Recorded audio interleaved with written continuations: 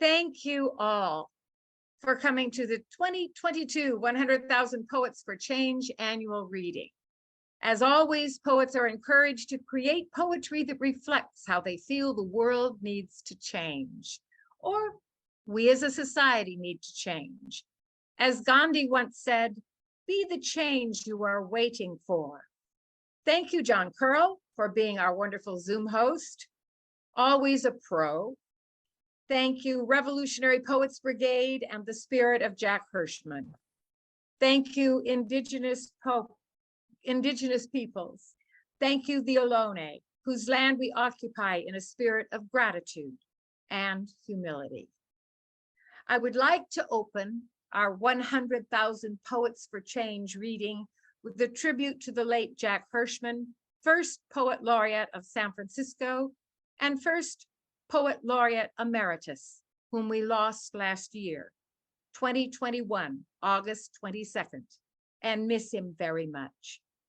Jack Hirschman, Poet Laureate Emeritus of San Francisco, prolific translator in at least 8 languages, creator of the arcane form, of which he has published 6 volumes of at least 1,000 pages and more each, and our beloved mentor emeritus. All That's Left by Jack Hirschman, 1933 to 2021. All that's left in the world, whether in Cuba, Venezuela, Bolivia, as well as China, Japan, the United States, Europe, the Middle East, Africa, all of them cannot, despite their resistance, despite their refusal, stop this march of death, because they, as well as all that's right in the world, despite their refusal, despite their resistance, already are counted among those in this last parade. Communists and progressives, Nazis, fascists, reactionaries, Zionists and anarchists of every stripe, none are excluded, none can evade the march.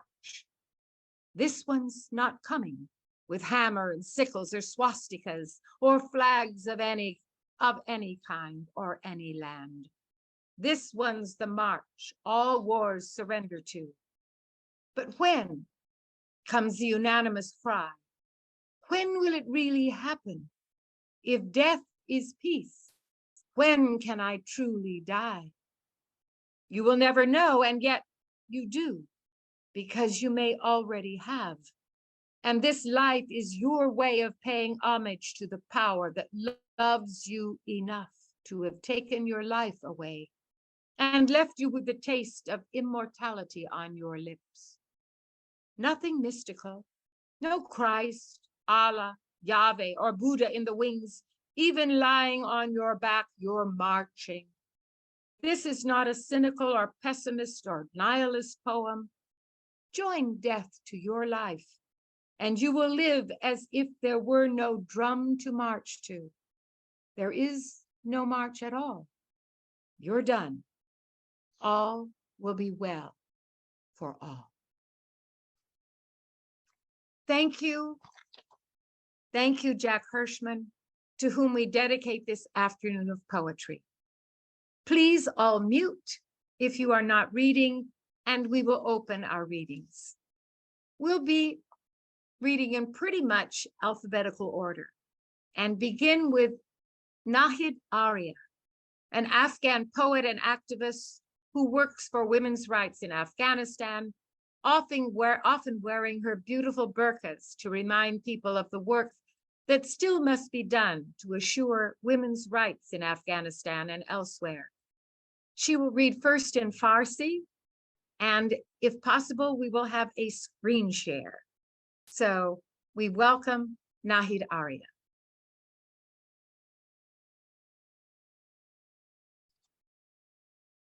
Nahid, are you there? Oh, if not, we will move on.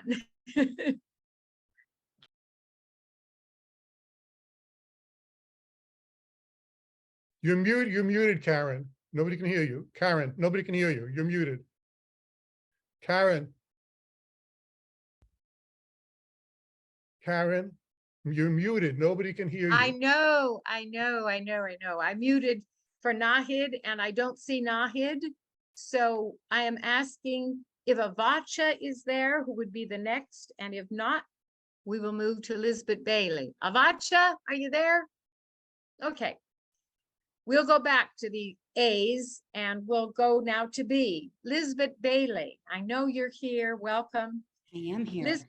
Lisbit was recently archivist at San Francisco Maritime National Historical Park. She is a member of the Revolutionary Poets Brigade, and her poems have been published in the People's Tribune, Autobiography magazine, and the 2020 Building Socialism anthology, as well as the coming Storm Warning anthology, for which she is also a co-editor. Welcome, Lisbit. Thank you. Glad to be here. I'm going to read a poem from my new chapbook, Horizon.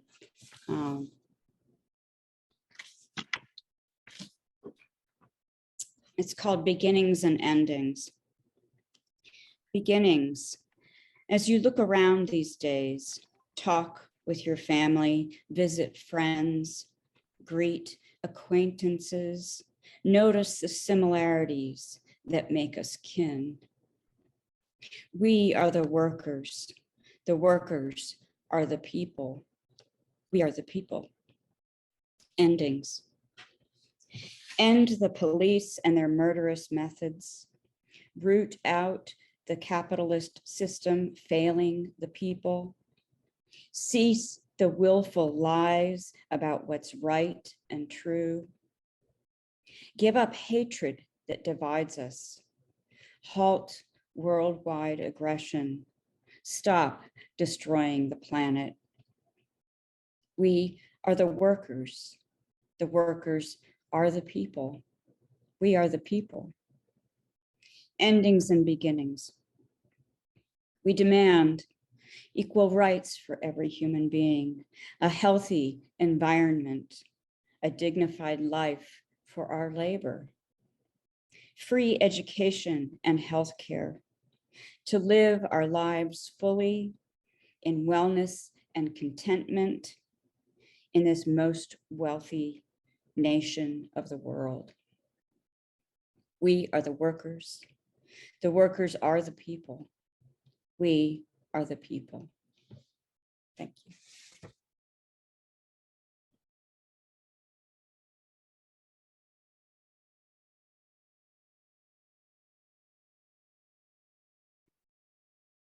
Thank you so much, Lisbit. Yes, give up the hatred that divides us. We are the workers, we are the people. Christina Brown, a published poet and writer who lives in North Beach, very active professional co-editor for our anthology, Storm Warning. She is modest about her accomplishments as lawyer and activist, but often writes about what people will and won't do for love. Christina.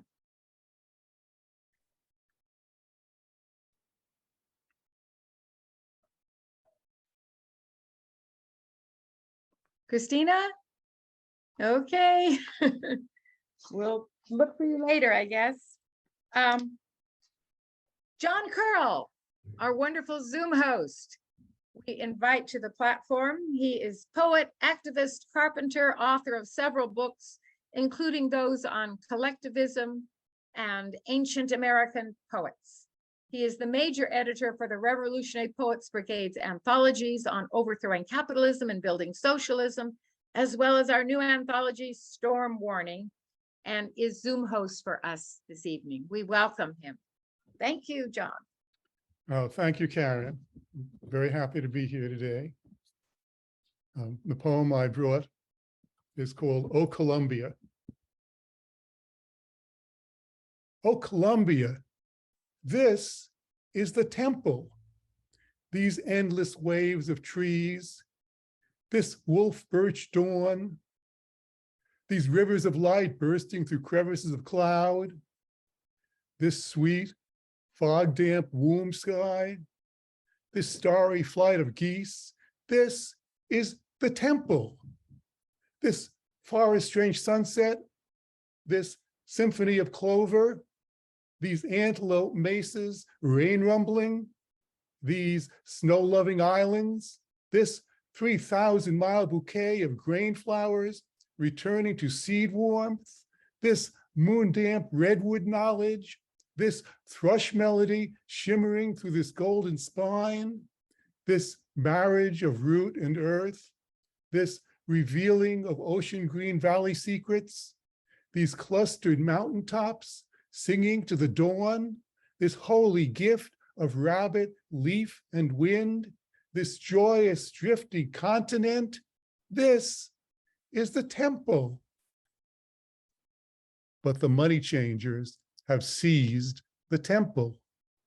This cancer salesman, this TV news disguise, this shattered glass betrayal, this genocide of falcons, this prison corporation factory torture, this wage slave firing squad, this starvation graft insurance noose, this money infection, this poison barbed wire bank, this groaning captivity, this gangster orgy, this chairman of the board conspiracy, this wage cut delusional lawyer's heart attack, this stockholder death ship speed up, these radioactive war secretary embalmings, this incorporated lobotomy, these broken-hearted bleeding roots, this crucifixion of robins, this burning lake, this storm of nails, the money changers have seized the temple. Oh, these self-evident truths. Oh, these alienated rights. Oh, this consciousness streaming. Oh, this fast coming together. Oh, this great casting out.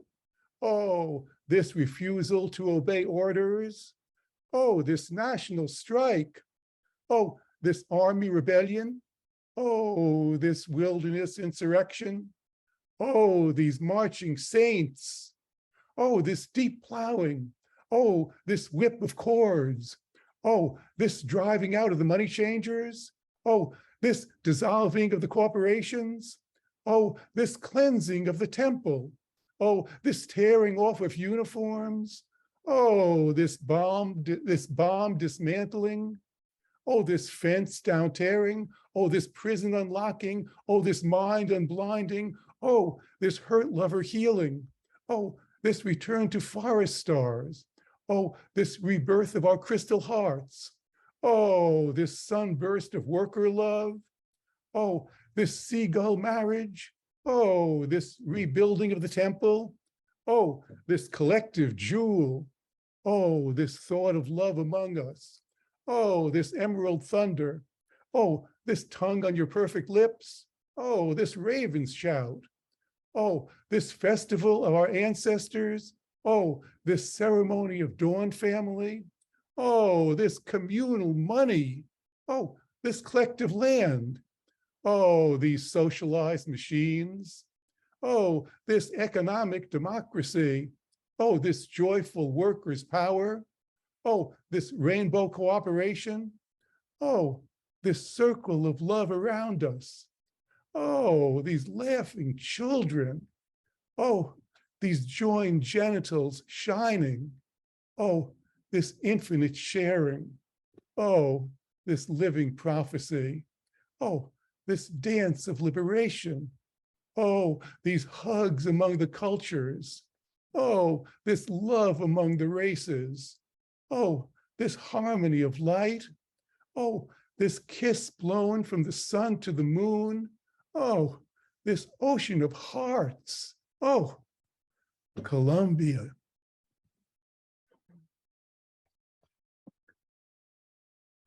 Thank you, John. Crucifixion of Robins, the cleansing of the temple, the money changers. Thank you so much. And we go on now to Jeanne Powell, who I know has to leave early. I hope you can hear me, Jeanne. I see you're here. She's a marvelous poet and essayist, 4 books in print, the founder of Meridian Pressworks. Her movie reviews appear online. She has taught and performed extensively. We're very honored to have Jeanne Powell among us. Please take the podium, Jeanne Powell. Yes, thank you. I'm very happy to be here. I'll be on camera in 5 seconds.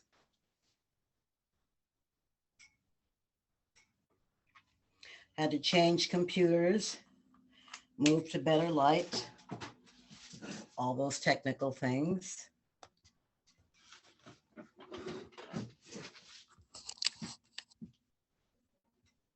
Okay, 1 second here. There, you can see me now.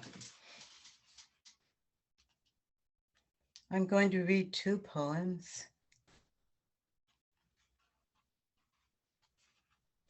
Okay, scream, whisper, pantomime, send smoke signals, dance up a storm.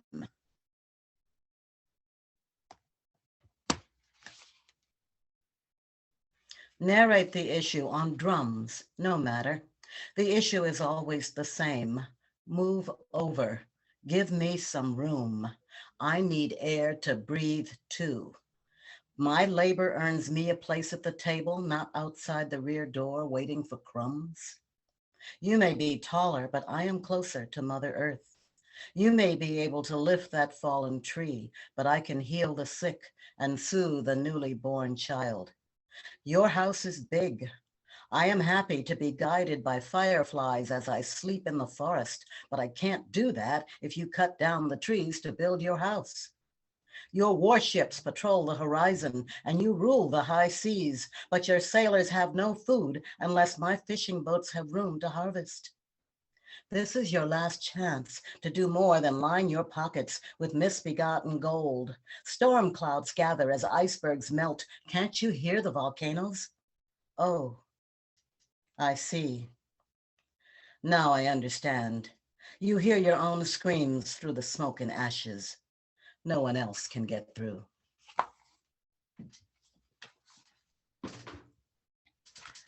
And one more. A tribute to a wonderful man I discovered on public television years ago,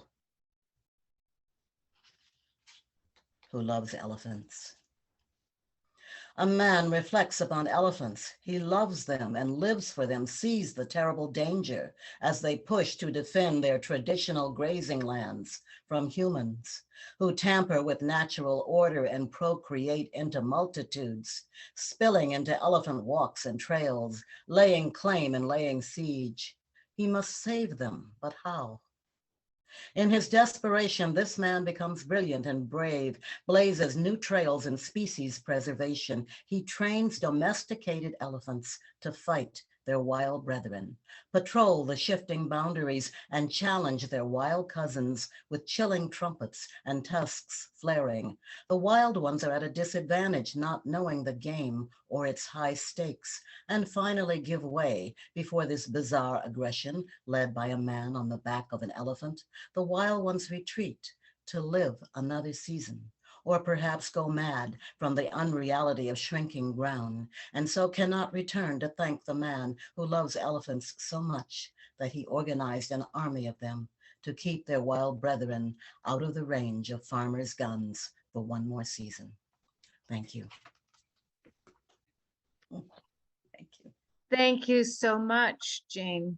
Beautiful, a beautiful, really call for responsibility towards creatures, towards the earth.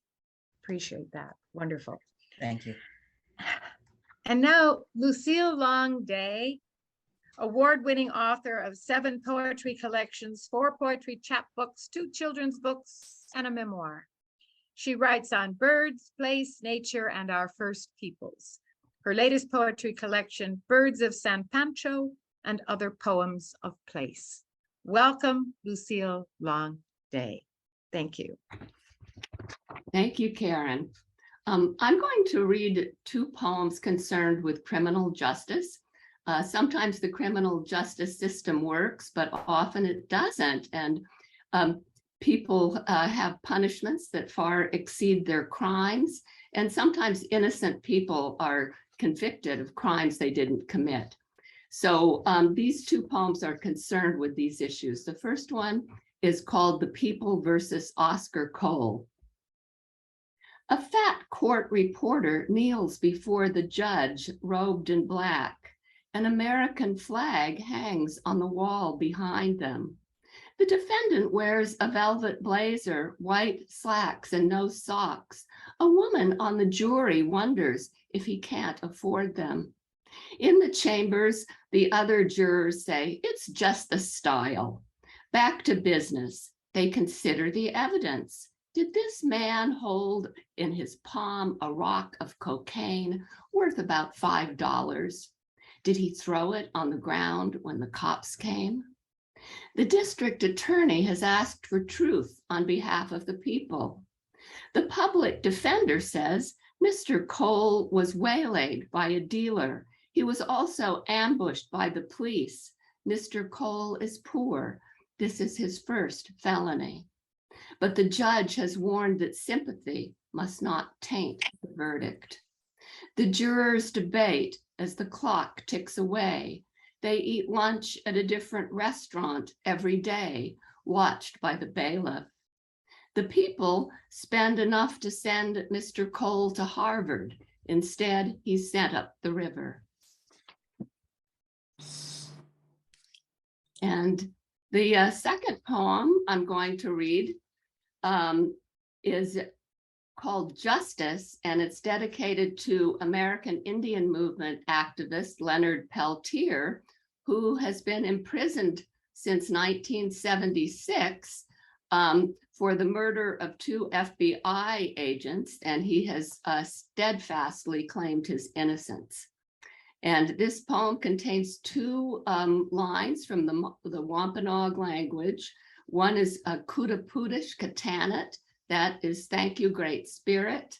The other is Peace Kunash, I will see you in the future. Justice. At this moment, someone who didn't murder his wife crosses a prison yard while fat geese pass overhead. Someone who didn't rape anyone watches cockroaches dart on the floor of his cell while his roommate snores. Kudapudish Katanit, it isn't me. Someone who didn't know her boyfriend was a dealer plans her appeal as whales breach and the ozone holes grow. Someone who didn't abuse a child meets with her tired attorney, wondering if the bees will survive until she's released. Pish Kunash, when you're free. Someone who didn't embezzle $2 million listens to rain as he waits for his children on visiting day. Someone who didn't murder 2 FBI agents hopes for parole while hives collapse, geese land in Florida, and cockroaches mate. Thank you. Thank you so much. A call for criminal justice, and thank you for your mention of Leonard Peltier. Very important. Carol Denney, I can't see you on my screen, but that doesn't mean you aren't there. You are a prize-winning lyricist, guitarist, concertina player, humorist, cartoonist, and fiddler. Carol Denney plays with Failure to Disperse Acoustic Revolt and Roadshow and Sons of the Buccaneers. But she says her favorite place to be is making good trouble with the Revolutionary Poets Brigade. So, Carol, are you there? I'm here. Can you hear Wonderful. Yay. me? Yay. I can see myself, so I hope some people can see me, but I'm glad you can hear me. And what I was going to do, I really want to thank the editors of this Storm Warning for the poem they chose from me. It's one of my favorites, but I have one that I've created for this odd moment. And I do believe that access to reproductive health is a worldwide challenge right now, and not just in our strange country. So I'm going to do a song called Pregnant and in Jail. And it has little gestures that I hope you can see So, and when the chorus goes pregnant, really round out your belly there, and let's see everybody just put a real big round circle around their belly. And then in jail, reach up and grab those bars, because most of us will be there soon, either for becoming pregnant somehow or for helping someone with prenatal or reproductive care. So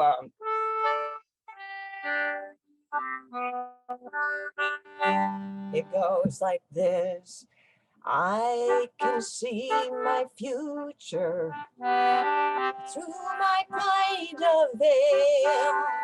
We all will be together now, pregnant and in jail.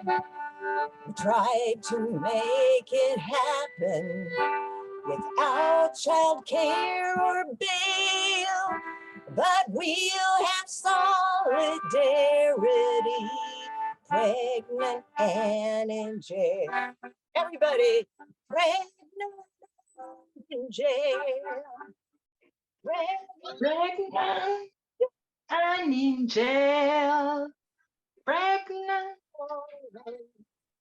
Pregnant in the jail.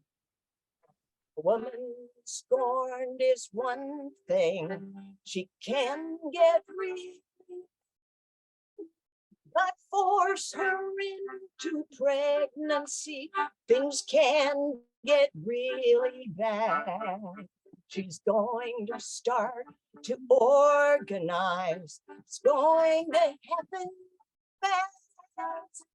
And if you get into her way, she's going to kick your butt. Everybody, in jail, pregnant and in jail. Let the men do all the work. We're pregnant and in jail. Well, the court has intellectuals. They must have studied hard, but somehow they left women out. They did it from the start. Let's see, I'm not sure what we all did wrong. It is a tired tale. We're here together singing songs, pregnant and in jail. Everybody, pregnant and in jail. Let's see those big bellies. Pregnant and in jail. There it is. Let the men do all the work.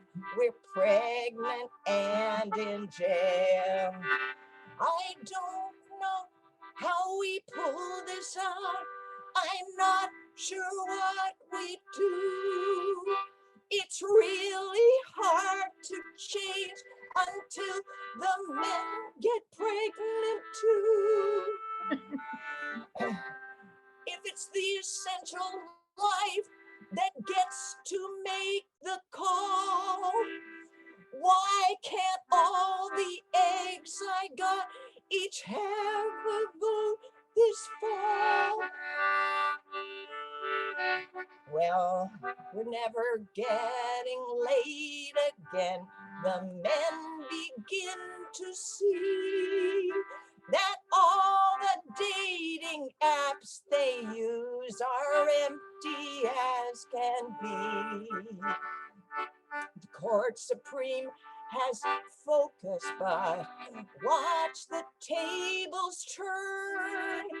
It's all about the eggs right now, but wait till it's the sperm. Pregnant and in jail. Pregnant and in jail.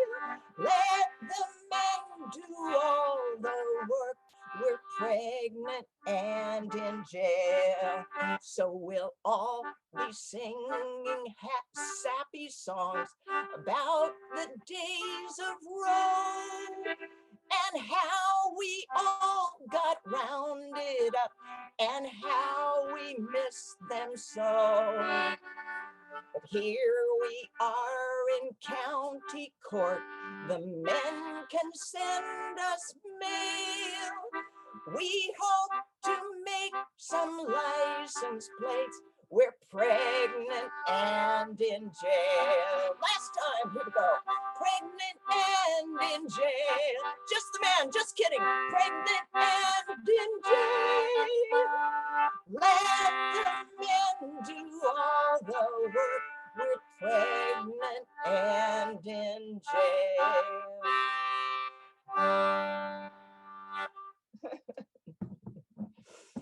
There you go. Thank Great. you, Big Valley people. That is luscious to see. Oh, thank you so much. That was incredible. Thank you, Carol. And there was a question about the instrument. That should be a concertina, Yes. which as someone mentioned is, yeah, it's somewhat, English it's concept, smaller than a accordion. smaller but than a cousin does of the purpose. It the sounds mighty great. World of the metal reed. Thank you, thank you. Thank you. And next, iPhone, is that Nahid Aria? Are you here? Okay. Here. Can we hear you? Okay, since we missed you at the beginning, I'm going to introduce you now. Afghan poet and activist working for women's rights in Afghanistan. She makes and wears her beautiful burqas to remind people of the work that still needs to be done for women's rights.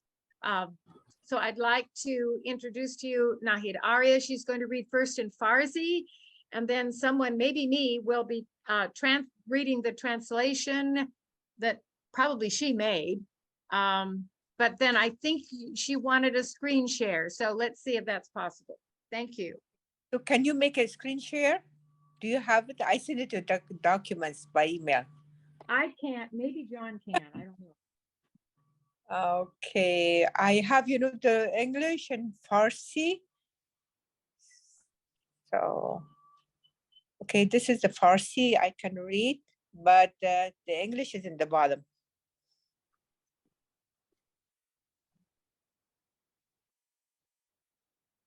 Oh, that's good. So I'm going to read the Farsi from my screen.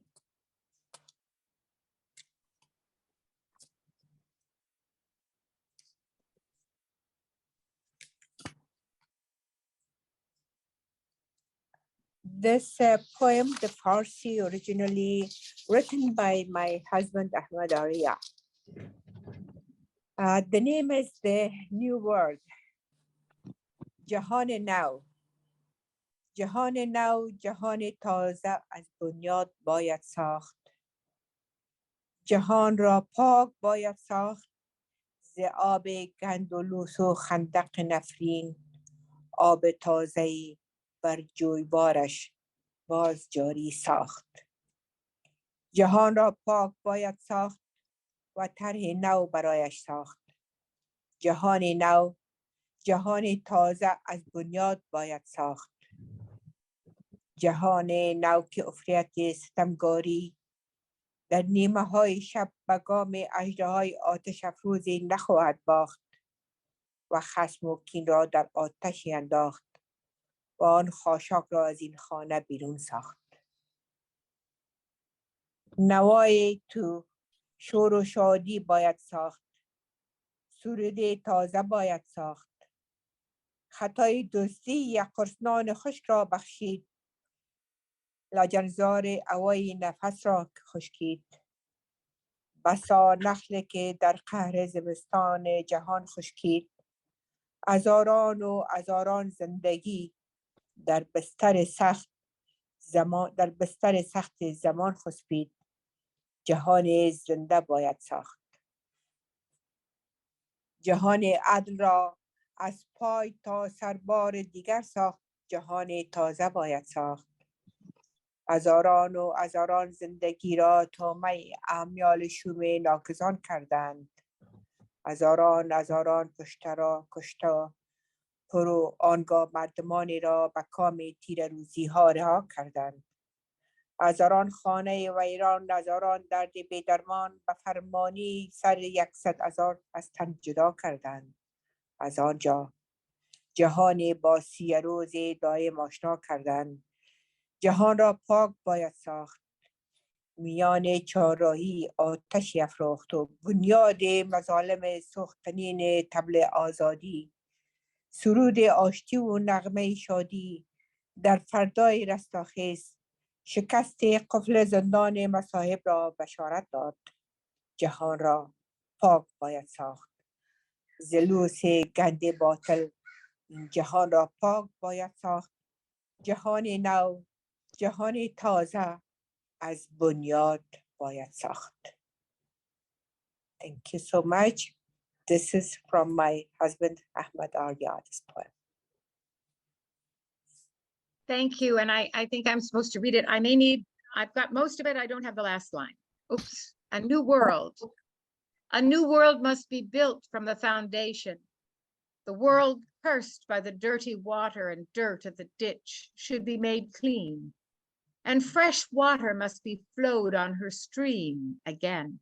The world should be made clean and a new design should be made for it. A new world must be built from the foundation.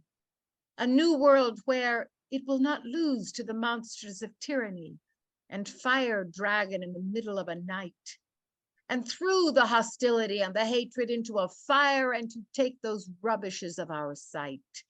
A new sound, passion, and joy must be made. A new song must be made. Need to forgive the mistake of stealing a loaf of bread. Abolish the greed.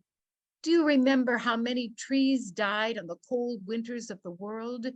Thousands and thousands of lives perished in the hard bed of time. A living world must be built. The world of justice from head to toe. The world must be built anew. They made thousands and thousands of lives a prey to the evil desires, thousands and thousands of pits full of dead, and they left people to the darkness of days. Thousands of ruined houses, thousands of pains, incurable. They beheaded 100,000 by command, and since the world was introduced to an everlasting darkness, the world must be made clean. A fire should be lit at the crossroads, and the foundation of the cruel must be burned. The drumbeat of freedom, a song of peace, and a song of happiness on the day of revolution. When the sound of breaking the prison lock is heard, will reach ears of the centuries locked prisoners. The world must be made clean. This world should be made clean of the evil and falsehood. A new world must be built from the foundation. Thank you, Ahid. Beautiful. Yes, it is very profound poem. I find it, I know the Afghanistan situation, it is not only in Afghanistan, in the world, we will see, injustice. And when I listened to the other poem, it was very related to this poem that my husband made. And I find that it's very, suitable for this program about, revolutionary poets to, change the world. Thank you, Karen, for this opportunity for us to join. Thank you so much, Nahid. Thank you for the beautiful Farsi. And next would be, but I don't see him either. That obviously doesn't mean you aren't there. Tongo, Eisen Martin, are you there? Tongo? Is Tongo there? John, can you see? I don't think he's here. Okay, well, we'll try calling him again later. Avotcja is not here yet either. Okay. Christopher George, I know you're there. I see you. So Christopher George, publisher, poet, international presenter, whom I see most often in Paris, or whether it's New Brunswick or where, I'm never sure about where we're resuming from, but we do meet occasionally in Paris. So Christopher, please take the podium. We look forward to hearing you. Thank you. I'm just going to do one poem and doing the share screen if I can. Slideshow.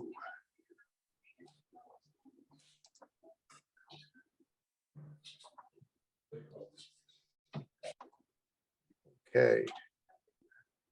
Barbaric Europe for the West Virginia mountains begins with a line from Donovan. First there is a mountain, then there is no mountain.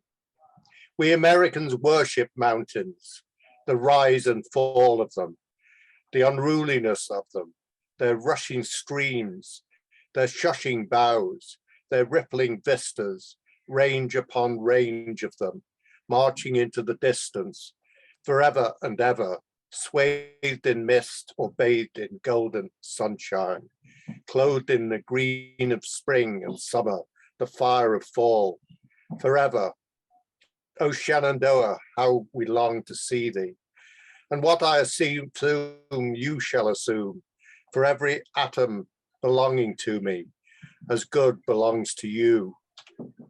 No, the coal companies say, no, as they promise us clean coal, backed by investment from China, Russia, Arabia, dirty money to buy the Uber machines and mighty dynamite to clear and decimate the mountains as divisions of bulldozers invade each of the peaks, plow their way down to the valleys, clear-cutting forest, pushing hardwoods into the stream beds, the dynamite ards, blowing up tree stumps, rock walls, cliffs to reach the coal, clean, clean coal. Promises were made that the coal company's interests are our interests, the red, white, and blue, the meaning of our nation, everything that is true. Promises made by clean coal. Promises were made that this land would be our land forever, to protect man's right to exult in the presence of wildness, to experience the serenity of quiet forests, the renewing strength of nature unimpaired. First, there was a mountain. Thank you. So beautiful and so right, Christopher. Everything belongs to all of us for our own enjoyment, but also our own responsibility. And I love that message. Thank you so much. First, there was a mountain. Gary Hicks, are you here? Gary? Or are we going to come back to you? Okay. If Gary's not here, then we're going to move on to Dane Ince, current Beat Poet Laureate until 2024. He is our next poet, and I look very much forward to hearing from Dane. Thank you. Oh, let's see here. I've got to get the right text up. I have three pieces. What God said. Like I conjured this up when it was a river running by. In a tin cup, I scooped some out to taste the thirst on tongue anew.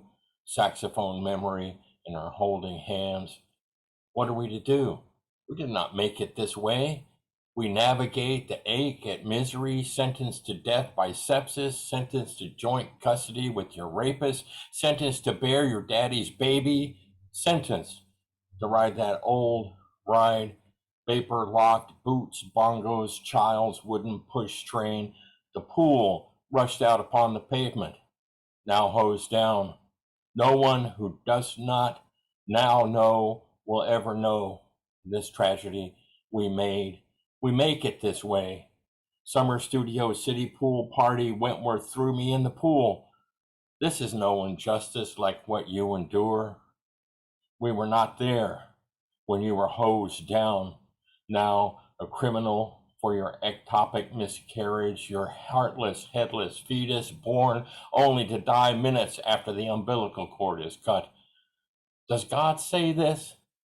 Say what you must, we know of the Titans, because of the words of poets. Gods are mute without the words of poets. They have kept the silos full and dry, ready for bread to fill your belly full of wheat wisdom, to build your fight for freedom from patched, cracked, plaster patriarchy. We know what is wrong. Uvalde. If you lived in Uvalde, you would know all those dead children by name and their families. They were looking for a hero long before this big banked dead baby bodies littered linoleum school floors cold. Looking for someone who understood the definition, who was ready to accept the challenge like a Nelson Mandela, Cesar Chavez, or a Wallenberg, or anyone scared like she fought so hard for understanding. The dumb man finally listened for something to save from being brave, mindless, before shame, standing in a corner behind ballistic shields, counting gunshots like Joan of Arc, burning, dead now. But he said, we can be heroes. That is, list is long to listen, to understand of how we should be. Mythic hero archetype, the refuge to confuse, to refuse the mechanism to defend against us drowning, emotionally ripped, the tear between us in the face of danger. We rely on someone, the main character, to carry us out of the collapse, disaster, burning building, ingenuity for the living in Uvalde, under the warning sun, blue bonnet hats along Dust Devil Highway. We know we're going to die. What exists after we cannot dream? All those dreams, all those lost years, blood in river rushing, but now is now. We cannot excuse the death sentences for the women accused of being human, mothers or not, or more, the refrain. We could be heroes. Maybe I will try. How about you? Can you? Will you? Won't you? If you lived in Uvalde, would you now be Uvalde strong, curled up and cried under a Milky Way blanket? You could be a hero if you lived in Uvalde and you just tried. Fraud. I see darkness, fraud.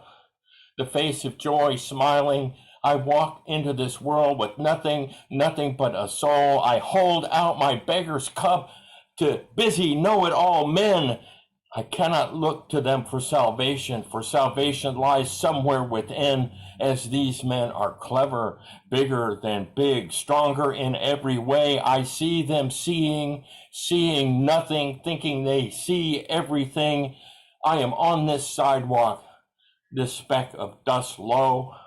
I will join that speck and that speck and that speck and that speck over there until we are a place where daisies grow. Thank you.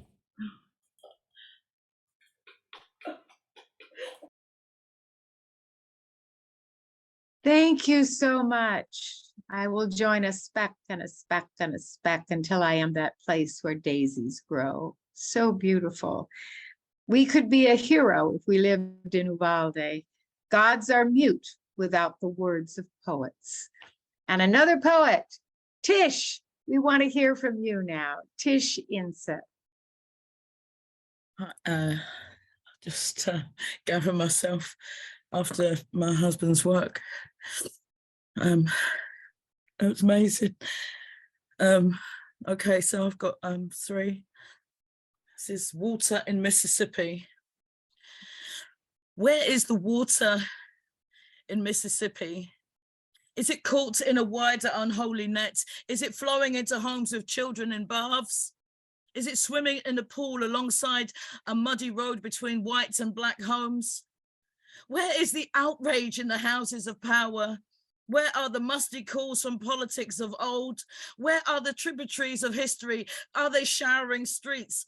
Schools in silent faucets, waste and left to sour, can't taste that in mouths, will not bring this watery illness, sweating down in beads along hot unprocessed pipes, infrastructure flaws. Now a state of emergency, the power remains long. Life is a stream, a babbling brook, and although the fish are here, black homes are left stood in a drought of mud. Thank you. This next one. My body is not yours. My body is not yours to bring a life to fruition, to declare a war upon my womb, or call my sex your reason to be vexatious.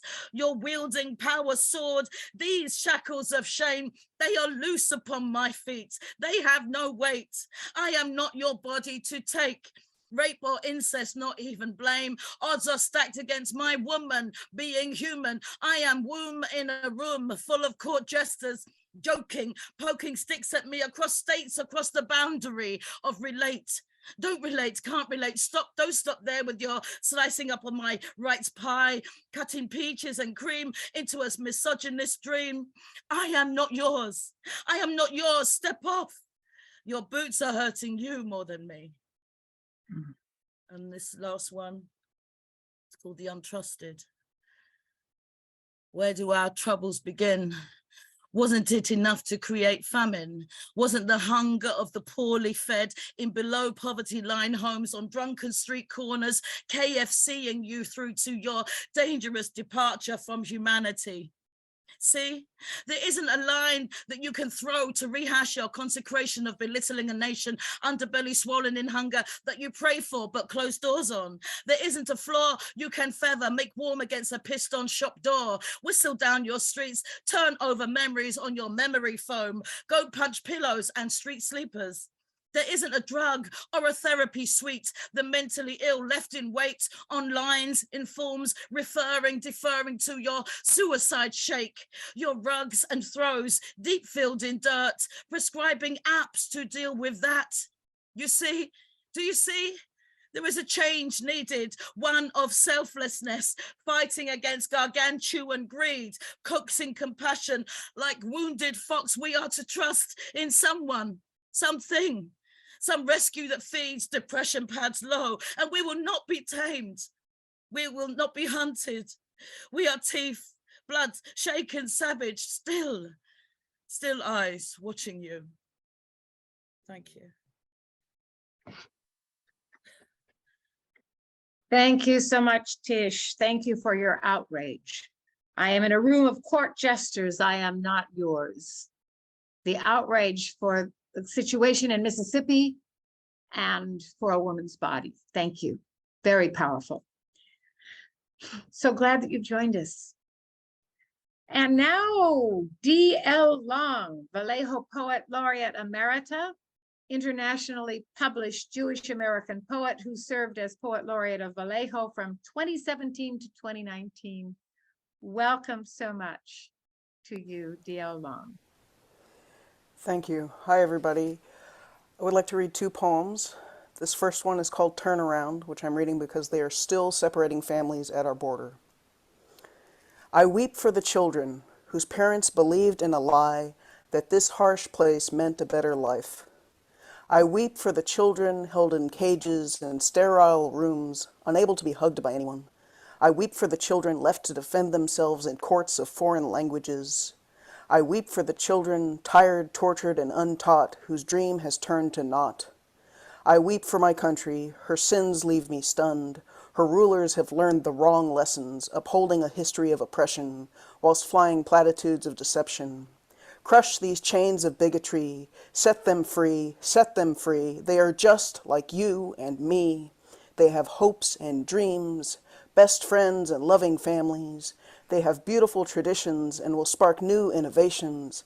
They've known joy and sorrow, tasted success and poverty. Please release them from captivity. Stop repeating the horrors of our history. Turn around, America. This next one is Labor Makes the World Go Round, which I'm reading because it's Labor Day weekend. Without the workers, the world would bear no fruits. They rise before sunrise to greet the day with waffles, coffee, and orange juice. As the clock spins round, they toil and trudge. Their efforts light the fire that fuels a dream and the hope that one day it might finally be over. For through the workers' eyes, the truth is seen. Workers are the backbone of the world, holding all of society upon their backs. Without the spinning of labor's gears, this world would surely cease to turn. If they all might one day use their power, stand together and refuse to cower, cease creation for such low wages, it will be a strike built for the ages, just like in history's storied pages. And to those that came before we say, thank you on this Labor Day, for without the workers' sacrifice who fought no matter what the price, we would not have as many rights. If every man would yearn to learn, her unjust systems would start to burn, and a better world could be formed. serving the entire rainbow of humanity, a world the workers have surely earned, a just world built for every heart and mind, that peaceful world we have yet to find. Thank you. Thank you so much, and for that tribute to the worker, the foundation of the world. The workers, the backs of the workers are the foundation of the world. Just and your beautiful, beautiful comments on the children whom we know, some are just lost. Nobody knows how to join them to their parents, even if they want to. It's just a horrible tragedy. So thank you for pointing that out to us all. And we do go on. We breathe between these wonderful poets and their words and move on to Lanterncarrier, who's just wrote something to you all. Okay. Another poet that I met on Paris Zoom, whose words are always timely and eloquent. And he has more to say that in the chat that I can't read right now. Join us, Lanterncarrier. He asked me once about the theme, and I said, just use your name and be a lantern carrier to the world. Right. Well, I wrote a piece, but I have to tell you that I decided to use my name. So I'll change it. I've got a piece called Water. Egg, kite, and mushroom-shaped amoebas float, while drum-like drones resonate in the distance. White and silvery life forms transform themselves into bubbles of vibrant gases, ascending an aquamarine trail, reaching upwards to an unknown freedom. The rings of Saturn dance, shimmering gray shafts of light, which water caresses in this pregnant void, imbuing a life force to its myriad forms, invoking the messages of peace in this serenity of unmeasured time. Water signifies vastness, consciousness, movement, and me, an unclean child wrapped in the pool of uncomely desires, was washed clean by its jet stream of flushes, removing the cobwebs of my shadowy past. The cool rays of purity brooks and running streams untangled the fears of my loneliness, so they could flow into the Ganga of love's timely grace, relieving me of all insecurities, resentments, and long-held remorse. Amazon held me on its lap, Iguazu washing away my darkest nights, the moon and stars swallowing my impediments and replacing them with the light of day. Water, like consciousness, nourishes life, and again, like prana, it is life. Without the breath of living water, I die daily, even as the sun scorches an earth in need of the presence of heavenly blessings. When the waves break or the tides recede, it feeds me no less than a serene lake with swans drifting gracefully across. Deplete the internal water and bodies may die. Deplete the water of consciousness and the soul will suffer immensely. The hot river shows us the light of beauty.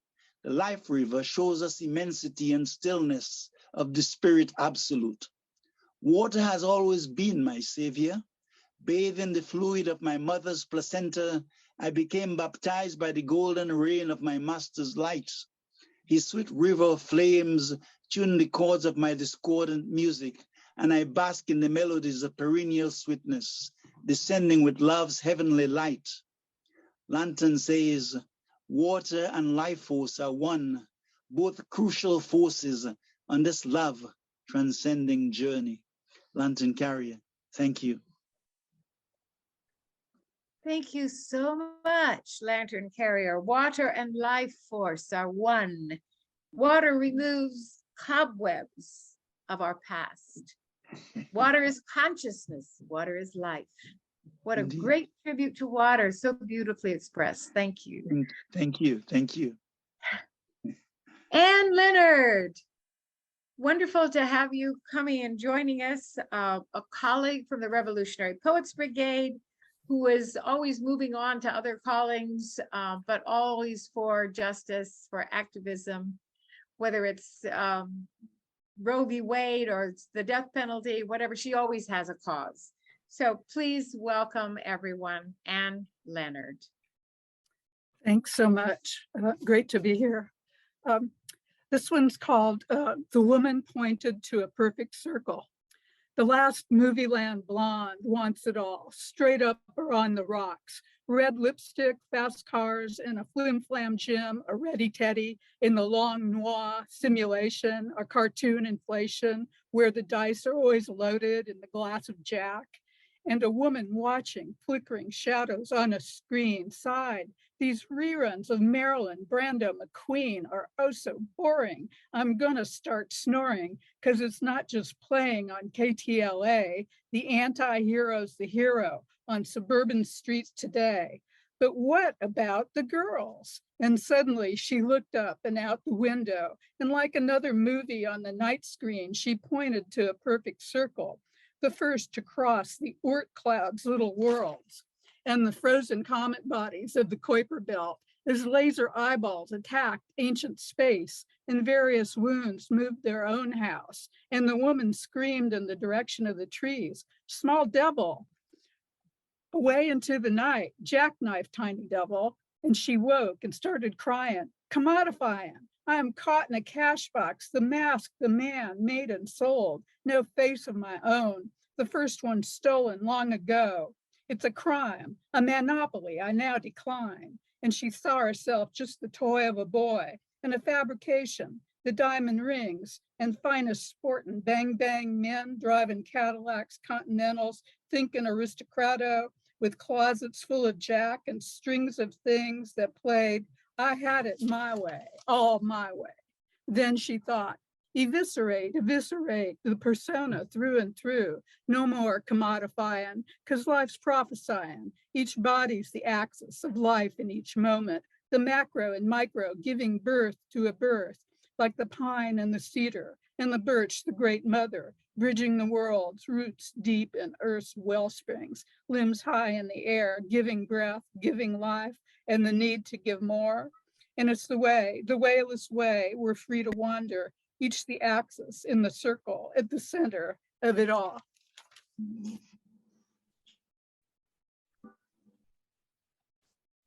Thank you, Anne. Thank you so much. Yes. What about the girls? Commodities. I am caught in a cash box. Beautiful thought, beautiful way of expressing. You always have. Thank you so much. Tommi Avicolli, Mecca. A wonderful Tommi, Southern Italian poet and activist whose work has been published in anthologies, journals, newspapers, and one of his solo works, The Old Brown Jacket, performed at Marsh and Stage Works. Just a very prolific and wonderful poet. Honored to present you again, Tommi Avicolli, Mecca. Hi.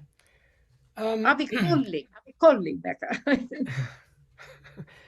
Thank you. I'm going to start with, I've got two poems. I'm going to start with a poem that I'm sure most people are aware that there's attacks going on in this country against our schools, attacks by the right wing, attempts to ban books by people of color, LGBT folks, don't say gay laws, and laws that accuse parents of trans children of being abusive. This poem is called Don't Say Gay. Don't say gay. Don't whisper it. Don't think it. Erase it from the history books. White it out of the lesson plans. Delete it from the syllabus. Toss it from the library onto the Fahrenheit 451. Make the classroom heteronormative and cisgendered again. And for the sake of God and country, don't let trans kids use the bathroom or compete in school sports, or parents will sue the teachers. It's their fault. They make the kids think they're gay or trans. If you don't say gay, don't whisper it, don't think it. Everything that makes parents uncomfortable will simply go away. And I'm going to end with a bit of a manifesto, which I think is appropriate given the last poem. It's called They Told Me. They told me not to touch myself, not to love another man, not to want to have control of my own body. They told me I must be a man, never a woman, act and dress a certain way, never be neither or both. They told me I must wave the flag, kneel in prayer, work hard, believe I'm free. They told me never speak up, never challenge anything, because this is the way it's always been. They told me I was sick, cited diagnostic manuals, religious texts they had written. They told me I didn't know what was best for me, but I knew enough to stop listening to them. Thank you. Thank you so much, Tommi. Beautiful. Your work is always powerful. I was going to read something similar on that, but that's so powerful. This is my chance, my little moment. I'm alphabetically Melander coming after, well, it depends on where you alphabetize Tommi, Avicolli, Mecca, but so I've chosen to say something on Gorbachev, since I think he was quite a force, and then I will do something on travel, which is a little bit more than travel. Gorbachev, gone into another world at 91, a life well led, a politician with soul, considered miscalculating, yet knowing full well that glasnost and perestroika might bring down the Soviet Union, only hoping it would rise to the challenge of open government, that it would learn to adjust to free market, to collaborate, to avoid high prices and inflation. Yet the lion of freedom was put back in his cage to snarl at the world, waiting for another chance to try his hand at real democracy, to try his hand at freedom, girded with responsibility. The only kind of freedom the Leninist Gorbachev had wanted all along. And then this is, I thought we should, make some comment on Gorbachev when we lost a couple of days ago. Travel. Travel belongs to all. Air travels. Cats find themselves in trees and find no way back. Squirrels with homes in trees wonder why kittens cannot scurry to the next tree, traveling up but not able to travel down. The moon thinks she travels, seeing new scenes each day, as if she were armchair traveling, while she keeps one face to Earth. Stars stream through the universe, traveling almost like gears, sweeping in cycles and circles. Planets arch, seen by telescopes, themselves traveling in galaxies or along a Milky Way. Water travels, as do the drops of which its bodies are composed. All existence is constantly in motion. Molecules do gymnastics while we jog, particles upon particles, play in a universe among universes, traveling in an eternity of ideas, an eternity of hearts pounding, forever pounding, as we move each other and towards each other, traveling into love, eternally moving towards love. Thank you.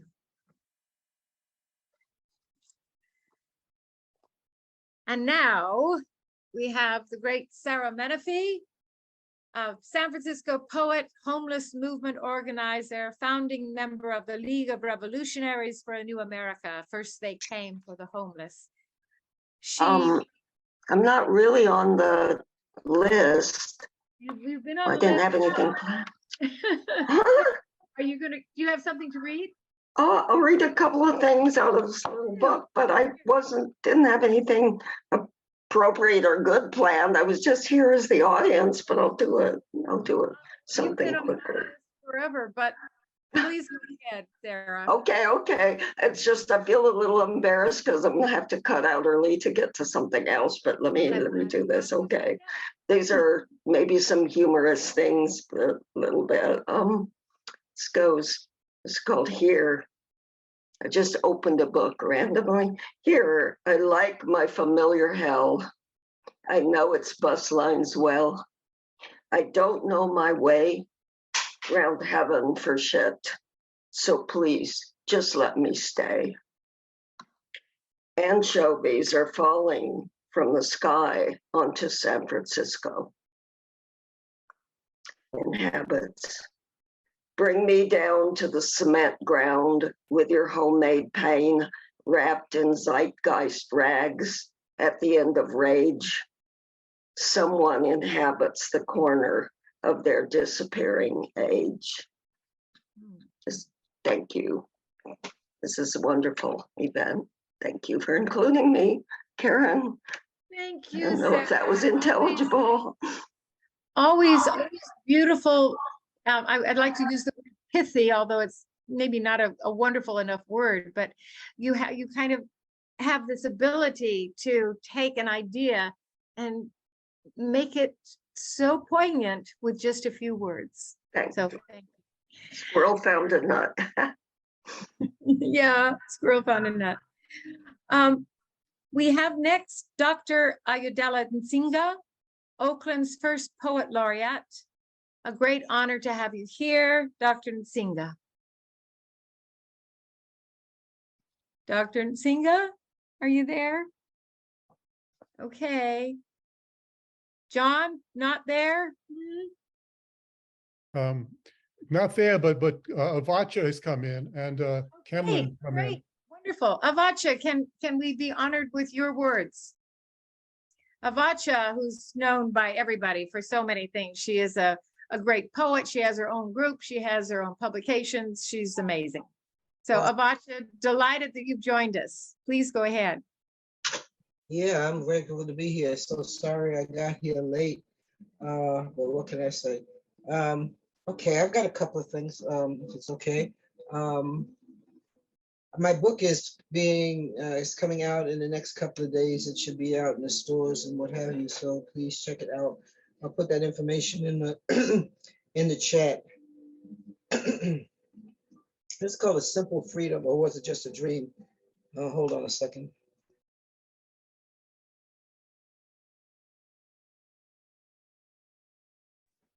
Hi, Dios mío. Okay, I just woke up. Once upon a time when the world was green, when this earth was heaven, the trees used to sing to us and we sang their praises, danced in honor of their beauty and reveled in the millions of gifts they gave us. Life was a simple but complicated symphony when lovesick leaves sang in romance-hungry wind spirits, and clouds pregnant with the promise of tomorrow kept us drunk on the sweet wine of her rains. Then came the invasion, wood-eating devils that make termites look like angels, the lakes, the streams, the green, all gone, forests of dreams destroyed, the simple beauty of millions of yesterdays eaten by greed and lifelessly regurgitated into the ravaged soil as echoes of green cry in the shadows of what once was. Tree spirits, hidden behind ancestral tombstones, their seedless offspring roam thirsty deserts beside invisible uprooted generations, trying to remember days when nature reigned, and all her green gave the world oxygen to breathe, and got the world drunk on the fruit of their love. Days when trees romanced the clouds and rain was the wine of heaven. Now their ghosts silently scream, wide awake nightmares, restless spirits hidden in the sands of a long ago time, a time before they came, like an atonal swarm of hungry locusts, suicidal wood-eating demons that looked like angels, but took joy in the devastation of uprooted generations, in the destruction of sacred medicinal flowers that once perfumed the air, and now The lakes, the streams, the green, all gone. In their place go tearful memories, crying echoes, dancing in the weeds with hurricanes and earthquakes, shadows of days when this earth was heaven, when happiness was being able to lie safely in the grass and just breathe, and be serenaded by a chorus of singing frogs and birds. It was a simple, priceless freedom. Or was it just a dream? Once upon a time when the world was green. And this last one, I was commissioned by Eric Jacobson of the Electric Squeeze Box Orchestra to write this. It's called I Cry Creativity. I was asleep, secure and comfortably asleep, dreaming of peace and love, hypnotized by a mirage of unity and togetherness, dancing away demons of war and hate in what I thought was a land of plenty. In what I'd been taught was the land of the free. Then I opened my eyes, was slapped in the face by a wide awake nightmare, a senseless suicidal madness, a world of selfishness, insatiable gluttony and rampant homelessness, created by short-sighted masters of fantasy, so used to dealing from their deck of unfulfillable promises that they can no longer feel anything real. I opened my eyes and found myself sadly looking at those who are empty inside and seemed to think they can fill their emptiness with all kinds of pretty things and tons of money and more and more and more and more and more and more money and the newest, prettier things, and all I could do was cry. Cry for those blindly drunk on greed as I write, and smile as another poem is born. A poem about all the beauty the greedy can no longer see. I believe if we artists could only bottle our tears, no one would ever die of thirst. Our tears would become unifying melodies, creative, love-filled, organic, harmonious medicine, and we, an inspiring army of creativity, just might be able to heal the world, one note at a time, one note at a time, one note at a time. Thank you for listening to my words. I'll put my book and our poetry series and a couple of CDs that I'm on, including the one that I mentioned in this last poem. Please join us. We have 4 speeches always, and 10 open mics. If you want to be one of them, you need to get there early, but thanks for listening to my words. Thank you so much, Avotcja. Thank you again and again. I want to fill my emptiness with money and pretty things. Just always powerful. Once upon a time when the world was green, I loved the scenes of looking up at the clouds and being in green. And hate, you mentioned, in what you thought was a land of plenty. So always very perceptive and full of vision. Thank you. So glad you got here in time. Yay. Dr. Nzinga is still not there, I guess. So we will go to Antoinette Vella Payne, a regular at Sacred Grounds, well-known activist, supporter of the San Francisco poet community, and a wonderful, lovely poet herself. So Antoinette, please join us. Thank you. Thank you. I have 2 poems that touch on change. The first one, it goes like this. Cream, cream, and more cream. Cow milk makes us butter, a tasty, deleterious spread. Cashew vegan, so much better, melts on top of peas or bread. Golden flavors collect in heated open-air cafes, spices caught in gust or gale, Indian, Asian, or Mediterranean. Cuban or Mexican rooted fare. Global visitors hopping off tour bus stops for plantains, tacos, something for lunch. Rain or shine, they're here to stay. Different people every day, high above pedestrian streets, riding in the sky.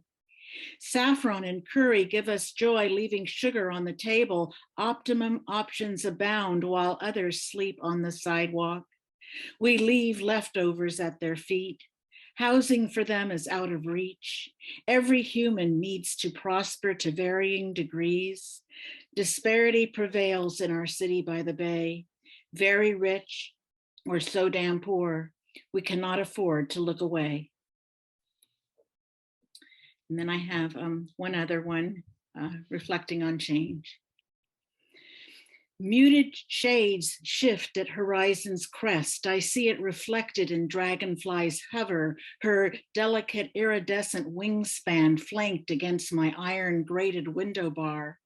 Looking in, she whispers, old age is rebirth, expansive flowering of heart, body, and mind. Ever-changing perspective, maturity, our best reward, echoed by dragonfly, her final phase offers wisdom reinforced in perpetuity. She comes to say, live your life to the fullest, savor every moment, life is short. By the time I see a dragonfly, her youth, a nymph just below water's edge, morphed into a glorious form, earthbound for a short time, before joining the stars after lifetimes of molted struggles shaped by sightings and dreams, giving confidence to what's unseen. Forgiveness and illusion as corrector to fear, attack, defense, or condemnation. Each a fancy fallacy responding to confusion. Dragonfly, an ancient insect bringing courage, strength, and joy to some, seen as sinister by others, a wide spectrum, endurance, destruction, then new beginnings. That's it. Thank you so much. Thank you. Thank you. An ancient dragonfly. Been with us for millennium. And her final phase, one of wisdom, which is kind of a tip of the hat to aging. Thank you so much. And next, we're going alphabetically. For those of you who are worried about whether you're to be called on, we're still in the P's. And Dorothy Payne, Dottie, international educator, artist, and poet who currently moves between San Francisco, St. Louis, Mexico City, and Guinea, West Africa, where she recently lived for 3 years. Her poetry is in several anthologies, and her book, Birthmarks. She's setting up a new painting studio in St. Louis, and will soon be traveling back to Guinea and on to the Congo. So the well-traveled and well-respected and beloved Dorothy Payne, Dottie Payne. Please join us.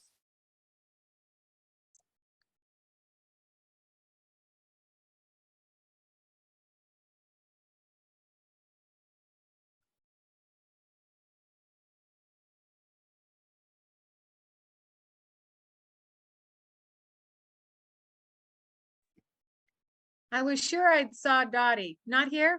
Jack? John Curl, do you know if Dottie's around? I don't see her here.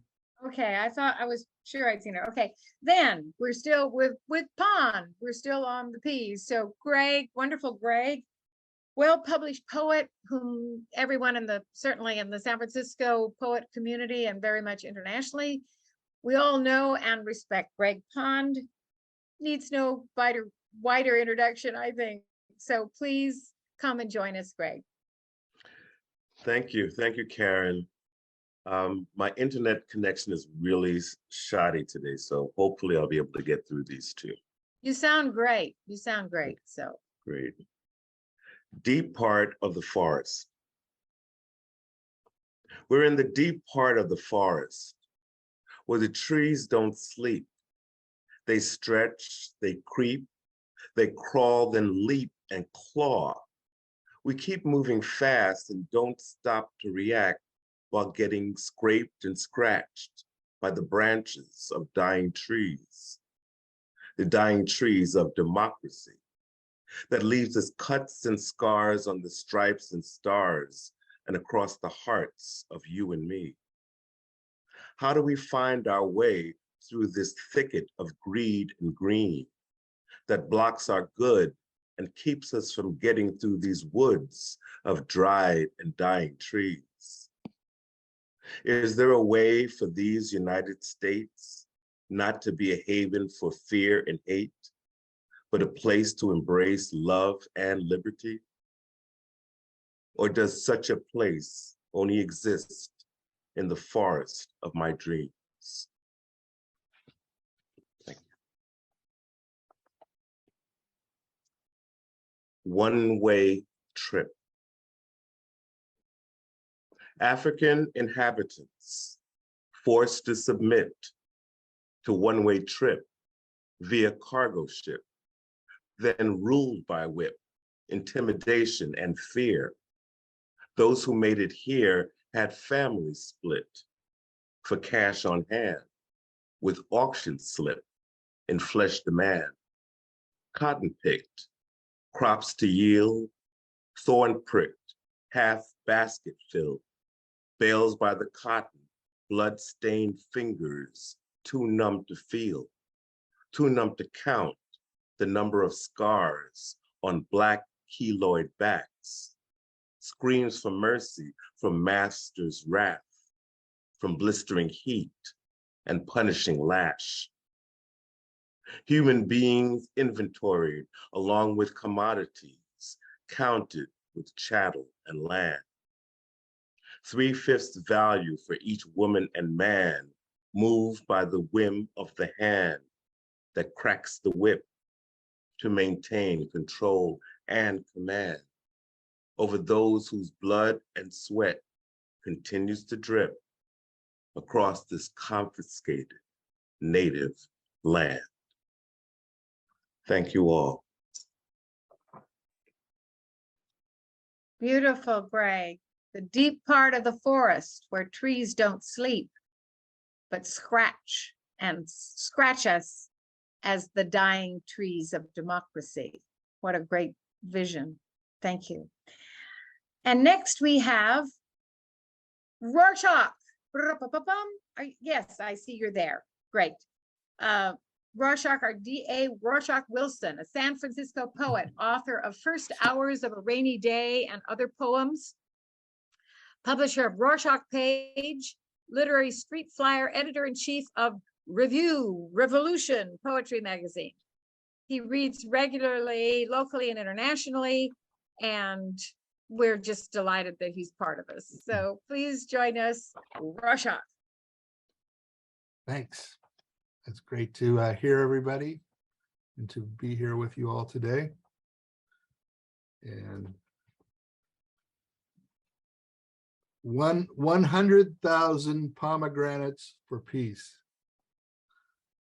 Now has come September, harvest mostly in, last radishes dug from the ground, last green tomatoes wrapped in paper and stored in the pantry. On the south side of the house, the pomegranate tree droops beneath the weight of fruit. They grow all through a solitary summer, small green bulbs to large red balls. Out of the unexpected blue, cosmic transmissions on the social web, networks of dozens of brilliant supportive poets spatially dispersed around the planet. I was contacted by Paul Jolly, one of the first poets I knew, back at last in old Berkeley, after decades away from poetry, but now returned with his great sincerity. In pleasing synchronicity, I had been thinking of Paul a day before his contact, remembering the time he approached me at school and held forth 2 halves of a pomegranate, the myriad bright red seeds gleaming, glistening under high ceiling lights. "We are the pomegranate," he said, laughing, and I laughed. For us, "we are the pomegranate" became our catchphrase, a metaphor. Harvest the pomegranates before they bend the tree to breaking. 2 huge baskets. These will be good until February. Survive another perilous year. Fingers crossed, nervous, spells and incantations. Breathe right, relieve stress, and whatever boosts immunity. Dry California waits for rains. to douse the parched land, knock down the wildfires for a while. In the United States and other lands, fraudsters peddle, quote, alternative facts, unquote, confuse the gullible and uneducated, while war, pandemic disease, floods, fire, and famine sicken and kill 100,000s of people and other creatures around the world. Yet Dummkopfs gather and march from Berlin to Brazil to way down in Texas. Hell no, we won't wear masks. We will not vaccinate or be blinded by science. Elections are a hoax, but I declare we are the pomegranate, all of us, regardless of our vision, be it cloudy or clear. And if we are striking out because we are so injured, so emotionally hurt, so fearful that we hit and hurt, we can instead be forgiving and love ourselves and others. We can reach out in love to all the brilliant seeds, all the love radiating from souls. We can help and heal all together now. Love is all we need. And the pomegranates growing again next year and every year. Let the seasons roll around. We are the pomegranate. Thanks. We are the pomegranate. Thank you so much. What a lovely thought. I love pomegranates. All we need is love and the pomegranates. Fantastic. Thank you, Roarshock. Next, we have Alice Rogoff. Her poetry books, Mural, Bargewood, Painting the Cat's Vision, include poems on the social issues of our day. Her mural won a Blue Light Book Award after Jack Hirschman advised her to put her political poems together. She's the co-editor of the Haight-Ashbury Literary Journal, is on Social and Economic Justice Film Festival Committee, and volunteers for the San Francisco Living Wage Coalition. So we welcome Alice Rogoff. Thank you, Karen. These are a few poems about Labor Day, though May Day is the real International Labor Day. This is from a project I wrote on women labor organizers in San Francisco. This one is How We Organized, Voices from the 1930s. Jenny said, we met at our homes, away from the job. So did we, said Marion Brown Sills. Marion Brown Sills called us. Jenny Matthews came to our apartments in Chinatown during the Depression. The workers in garment factories would meet clandestinely. Department store workers were like that too, said Marion. Mostly women. Yes, Jenny was Hungarian, once a garment worker in New York. In San Francisco, she got home after midnight to help organize. Suko Lee sold buttonholes during the day, then went to the San Francisco Labor Council for the Chinese Ladies Garment Workers Union. Marion said, the garment workers can use my office. Me too, said Carmen Lucia from the Hat Makers Union. It is how we organized. There were 3, then there were 3,000. And this one is called Sumi Abedin. I am going to 2 Folsom Street, the Gap headquarters down near the bay, a large square building dominating the block. I hurry to get to the rally to ask the Gap to sign the Fire and Building Safety Agreement. Sumi Abedin, a garment worker from Bangladesh, stands in front of a inert pretend corpse, shrouded in white sheets, her face a map of sadness. She jumped from a factory building on fire so her parents could identify her dead body, so she would be more than ash or flame, charred bones and tissue, a face, a name, a daughter, arriving on the sidewalk, whole but deceased. Yet she opened her eyes to the sunlight, to the smoke, to the fire. She says, I keep thinking, will there be more fires, more collapses, more ash and burns, more nightmares, more sorrow? And my last one is called Immigration. Some people disappear at night, some during the day. Union members too. La Migra wants papers going back to Mexico, just deportees. Whole families and half families go. Mothers without children, children without a mother. 4 years of scrubbing a floor or making beds. Then they were gone, back over the border. The wind blows between lines on a map.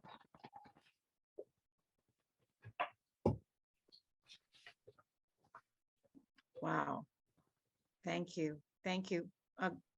Great words on factory workers, a woman who in a burning building jumps so that she will be recognized. Wow. And on immigration as well. Just very powerful words. Thank you, Alice. Michael Rosenberg, or Rotenberg, who started this whole thing, founder of 100,000 Poets for Change, would be with us today, except that he was hospitalized for a pretty bad accident. So we're thinking of him and hoping that he's doing better, but he sends his love. A brief memento here also, alphabetically, because we're into the S's now, would be to Richard Sanderell, who would be here with us and who reminded us always of the land of the Ohlone on which we stand. He wrote in his poem, Release, the beat goes on as mother turns, rounding the sun. So beautifully expressive. We miss you, Richard. So rest in peace. And now Sally Love Saunders. We are very, very delighted to welcome her back. She just came back from a wonderful trip to Greenland, which she had long awaited to make, and spent all of her time writing poetry there. So she has been published in over 375 anthologies, newspapers, magazines, 6 books of poetry. So we're delighted to welcome now Sally Love Saunders. Thank you, Karen. It's wonderful to be part of this fantastic collection of poets. I've always been a fan of the Arctic, north of the Arctic Circle. And I have many memories of when glaciers were huge and proud and majestic. I'm that old. So I wanted to see what was going on up there and give them some healing energy. I'm very concerned with, as I write in this poetry about the killing effect of global warming on the glaciers. On arriving to Greenland, carnage of broken pieces of iceberg, battlefields of bits and pieces of icebergs, a battlefield of wounded icebergs. What an entrance to Greenland. Sick icebergs. Sick icebergs, want to touch them and give them healing energy. There's a global warming pandemic caused by too much human neglect. Sailing by a few icebergs. Sailing by a few icebergs, like lingering Indians out west, we have killed their relatives and are still doing so. Icebergs melting, blue blood iceberg shrinking. I want to put my hand on it and say, I'm sorry. I'm sorry for the machines killing you. Injured glaciers scattered, reminds me of war scenes. Global warming is slaughtering, which was once huge glaciers. Cruising through Greenland, glaciers crying in pain as they are shrinking Surely this pain hurts. Warm waters eroding them, warmth sliding away at them. I was on a scientific expedition trip, and they showed us, they took water, warm water and cold water, and shows scientifically what warmth does to cold water. It's just happening. And so I'm glad I have many poems I wrote there, but these were the ones I chose to read today. And thank you so much. Thank you so much for listening to them. I appreciate it. Thank you, Karen. Thank you so much, Sally. Delighted to have you here. Thank you. Always a wonderful touch, and you have, yeah, very poetic way of looking at the world. And thanks for your thoughts on it. Actually, we now have with us Dr. Nzinga. And so we would like to welcome Oakland's first poet laureate. An honor to have you here, Dr. Nzinga. Thank you so much for having me in this esteemed group of poets. So I am going to share a piece called Blue Ball.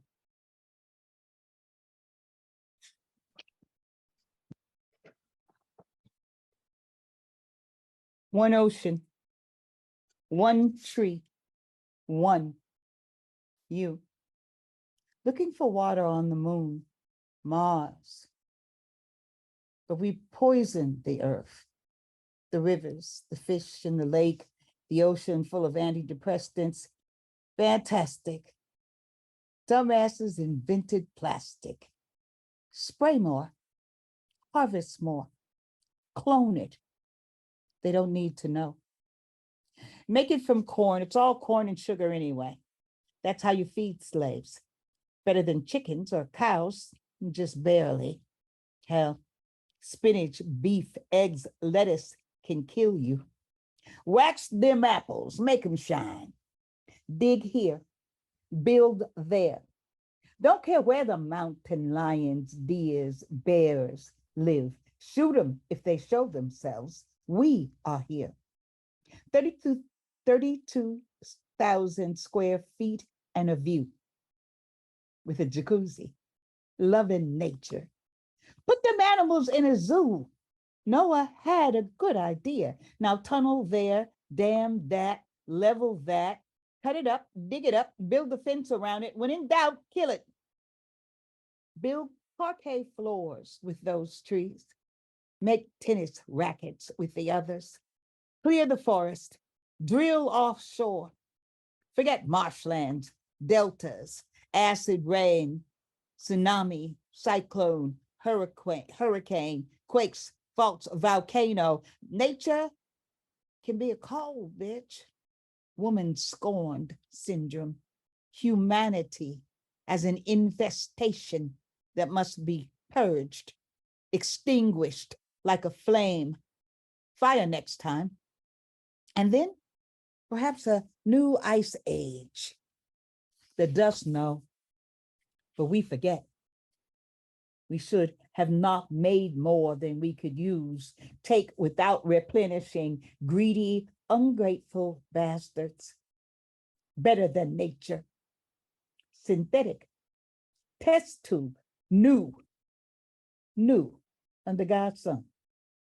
Artificial intelligence, we God mentality. The dust don't know. But do we? We did too much. Ask the dust. Kill with efficiency. Accidentally dead is dead. The dust know. Dead is dead. Sun, no ozone, dead. No seasons, species die, dead. Misdirected migration. The bees left. Fend for self in the man-made valley of death, where air will be soul before the dust speaks for all of us. Silent as a dead forest. One open grave. Ask the dust. This last piece is called The Dime. No, actually, I'm going to read Dirt.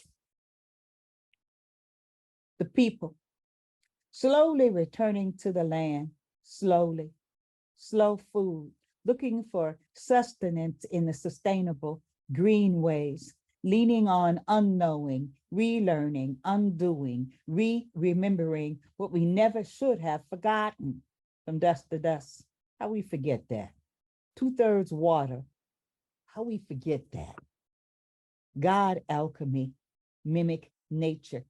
God's law is nature. Dust know how we forget from dust to dust. We are dirt and water, stardust and God's tears. How we forget.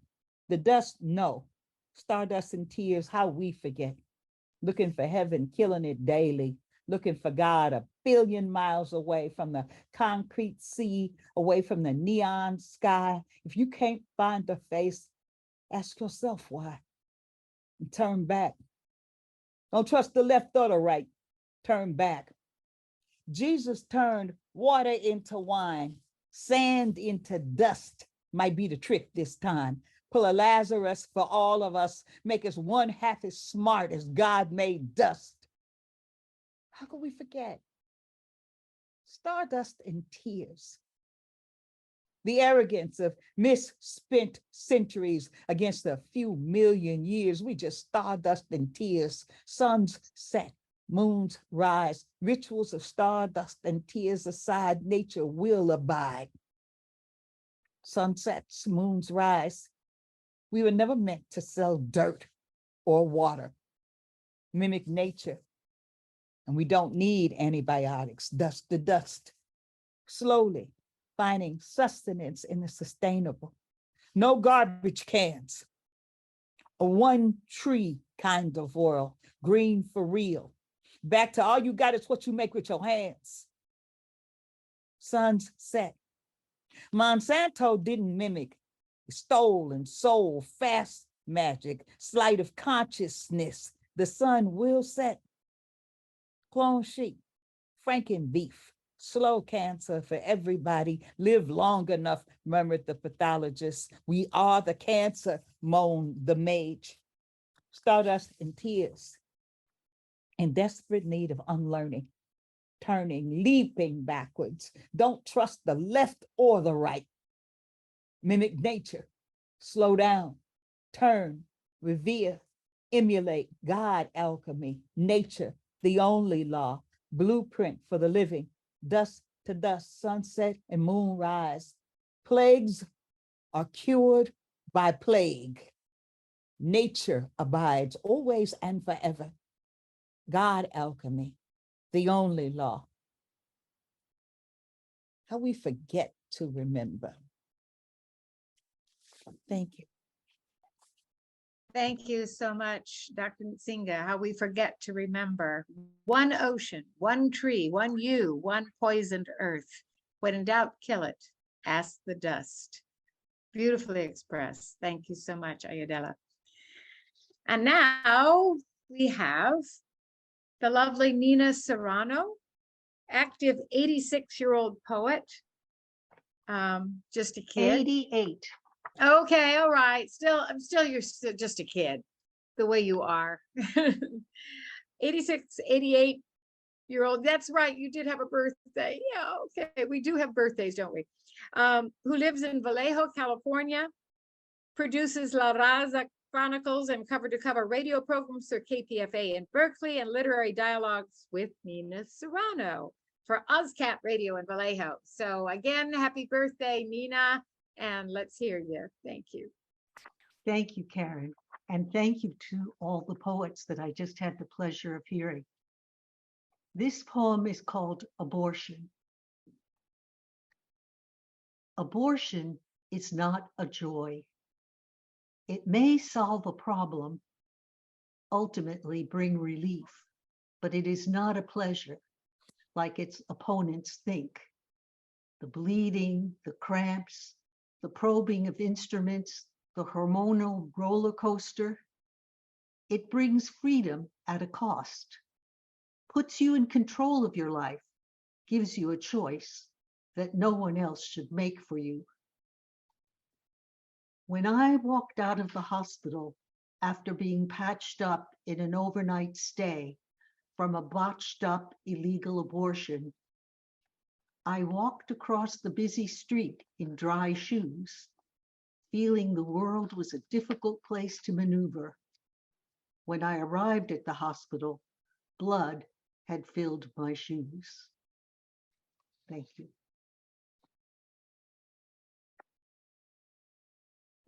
Wow, Nina, brief and poignant.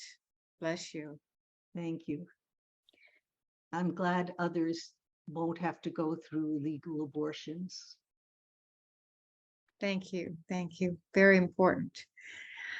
So now we go to, I think we go to Paris. I'm not sure, but David Leo Sirois has been so patient with us. He's a little bit down on the list, and we just kept everybody alphabetically. If I'd thought about it, I might have brought you in earlier, but famous Zoom host from Paris for Spoken World, and later Canada, author of several books translated into multiple languages. Just a wonderful, wonderful poet, wonderful human being. And I remember him because of his delightful Humble Doves about the pigeons of Montmartre. And I think of his cat, Butter the cat. So please welcome David Leo Sirois. Thank you so much. Beautiful, Karen. Lovely, beautiful, and very astute comments on everybody, just nailing it on the nose, exactly what people's work is like. All right, so I'm sharing a screen. This is the Song of Solitude community. One light and dark sky hovers everywhere, to halo holy places and decrepit alike, under crown jewel constellations scattered over the community of humanity, magnanimous kindness of quiet stars, for all global locals connected by a web. Anonymous earth dwellers, monks, merchants, medics, married lovers who make time to dovetail their own fingers in solitary prayer that paints the air red, orange, yellow, green, blue, violet. I fell in love with the silence of the soul that brings warm human intuition and reason to their knees in the never doomed domed temple of midnight Paris, Prague, Istanbul, Mumbai, Rio, Boston, Montreal, and all cities, towns, villages on the omnipresent ground, stage of the spoken world, changing face of earth. One light and dark sky hovers everywhere and pierces countless hearts of artists, open-minded midnight makers of scriptures, sculptures, pictures, symphonies that symbolize all human longing, feeling, seeking, wanting, prophesying the coming of greater inspiration still. In the company of saints and abundant, undaunted light, the well that gives to all is never empty, but forever replenished and replete with complete knowledge that slakes our thirst for light. We are waves of one unbounded sea of spirit electricity. I whispered into the well of the heart, met by minor echoes, resonance of a temporary rarity, contemporary sincerity, passionate search for the blue pearl in the private sky of the mind, sacred jewel, summit of the spirit, culmination of all meditation that holds the whole cosmos illumined in its contemplation, being conscious bliss. I sang into the listening air of midnight melodic prayers and murmurs of discouragement that disappeared in a sequence of seconds, but were stored in the sacred record of everything ever said, sung, murmured, whispered, or simply held in the mind for one minute minute. I wanted to howl, but softly sang raw off-key questions that dissolved in sunlight, breakfast, chants, and meditation, followed by phone calls to pharmacies and family, plus electronic threads with prospective employers, while walled and windowed into snowstorm northern Maine morning, happily writing for nothing, obsessed with nothingness, and from time to time looking for a living. Under the crested waves of frigid winds which populate the sky with pale crystals, I fell in love with the silence of the soul. Though all night I'd intoned the echoed wisdom of weather from a radio speaker that repeated what I'd said into a lonely microphone, tethered to towers that scattered my words to 500,000 satellite dish ears, tuned in to practical prophecies for the closest tenants of the planet. Hello, fellow citizens of the world. There is poetry opening everywhere, myriad eyelids, panoramic vision that begins with the bandwidth of our own outlook. As always, the voice appears in dreams and spills spirit secrets that do not dissolve in daylight. Love helps all the work get done. It's virtual heaven with a sudden survive. God is the only thing that's real and holds the whole dream. Just a jolt of lightning, just a jolt would change everything. A little bit of lightning is all you need. Light is might. Through a window at the sun. Our global open secret God, in multicolored, many-splendored solitude, wears this world to clothe naked light in nature, weather, time, sky, and mind. Hard to see what is behind our eyes.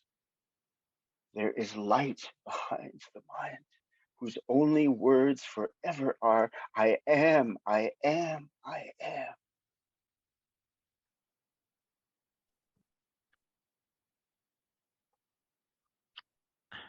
You. Thank you so much, David. That's wonderful. I am, I am, I am. He threw a window at the sun. Oh, I love it. Yeah. Hello, fellow citizens to the world. You know, all these little images of all around the world listening to you, David. I love it. The wall that gives to all, the well that gives to all is never empty. And I love sort of at the beginning, the kindness of quiet, magnanimous kindness of quiet stars. So thank you for your words. Thank you so much, Butter. Thank It's lovely. So say hi to Butter the cat. Next is the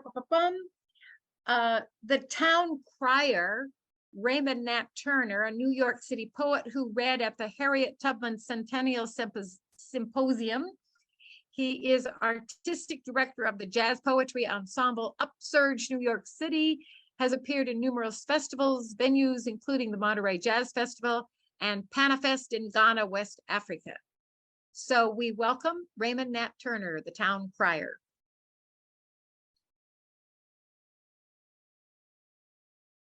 Okay, am I audible? Yes, definitely. Okay, very good. Okay, I have one piece that I'm going to share today, and it is called It's Capitalism, Baby. And the interesting thing about the piece is that it begins with the word and ends with the same word. That was not intentional, but it happened that way. It's capitalism, baby. Grave diggers feed hungry heart island trenches, plain pine boxes stacked 3 high. They rest side by side in solidarity. For now, they share island real estate with AIDS and 1918 flu fallen. New York is not new to this. Ask African burial ground ancestors. It's capitalism, baby. 799 died today, tasered with temperatures of 103.5 and shortness of breath. A bus driver, track worker, and a couple of conductors I know and speak to came down with chills. They've breathed welding manganese, steel dust, and diesel fumes decades for New Yorkers, yet they couldn't be tested. It's capitalism, baby. What if they whispered 3 little words, pleaded 12 times instead of 11, like Eric Garner, as the long, white, tatted arm of the law crushed his windpipe? What if they pleaded, I can't breathe, 12 or even 13 times? Would they've been tested, treated, and alive today? That's not MTA's concern. Bottom line, liability lawsuits are. It's capitalism, baby. Nurses slash garbage bags open, using them as PPE, personal protection equipment. Docs reuse gloves and masks, multiple patients in the world's richest country. It's capitalism, baby. Hand sanitizer was $15 a bottle yesterday, $50 today, if you can find it.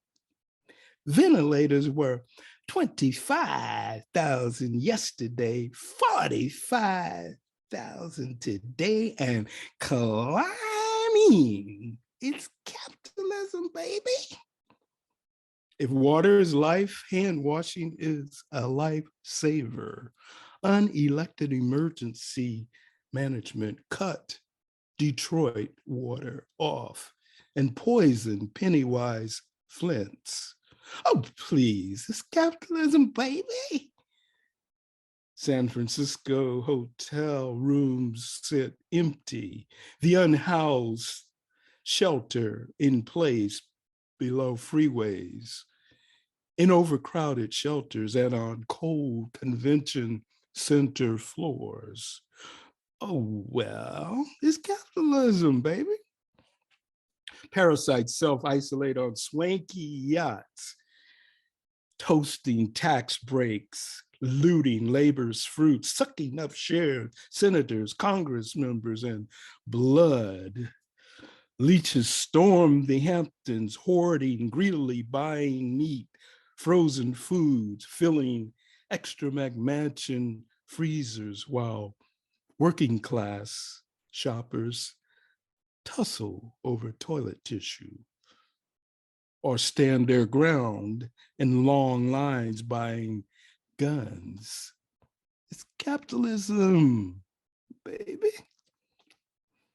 Cars sob in food bank lines stamped insufficient funds a mile long, while farmers plow perfect cabbage heads and green beans back into black soil.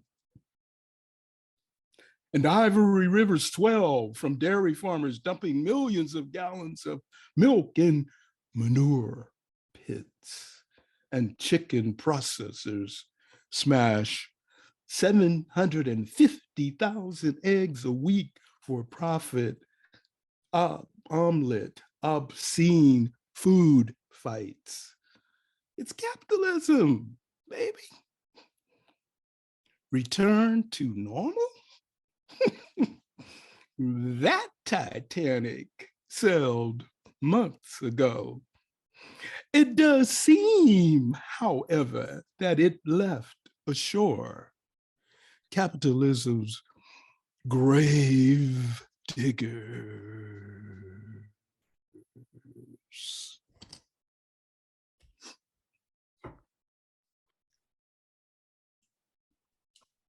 Great, great, Raymond. It's capitalism, baby. Yeah. How many 70,000, how many eggs crushed? 750,000. 150,000 eggs crushed. 750, triple Just, zero. oh, 750,000 eggs crushed just because we don't want to They didn't want to put them on the market. eggs. They want to give them to the people that need We it. don't, yeah, exactly. Can't just make omelets on the street for everybody. Anyway, that was very powerful. And your mention, it's capitalism. And then even if people were able to say 1,000 times that I can't breathe, would it make a difference? Yeah. So thank you very much. Next we have Bill Vartnaw, Sonoma County Poet Laureate Emeritus, resident of Petaluma. And I think I read somewhere, you are yourself a metaphor for your work. So we welcome Bill, and I really look forward to hearing you. Thank you. I don't think he's going to be here because I left a note in the chat for you. Oh, I'm sorry. I remember there was a note about Bill that I quickly saw, and I thought maybe he'd arrived. Both he and his wife had COVID. Oh no, I'm so sorry. Well, yeah, I spoke with him and asked him if he wanted me to read for him, but he said no, he just wants to get over COVID. Okay, nobody, all right, no offerings to read for Bill. Then please send him our love and our best, and of course, if you know him, and I hope that he can read another time and that he'll get really, really well quickly. No long COVID for him. Yeah, he has to get well because the Petaluma Poetry Walk is the third weekend of September. He spent all year organizing it. Oh, yes. He's got to get, obviously. Yes.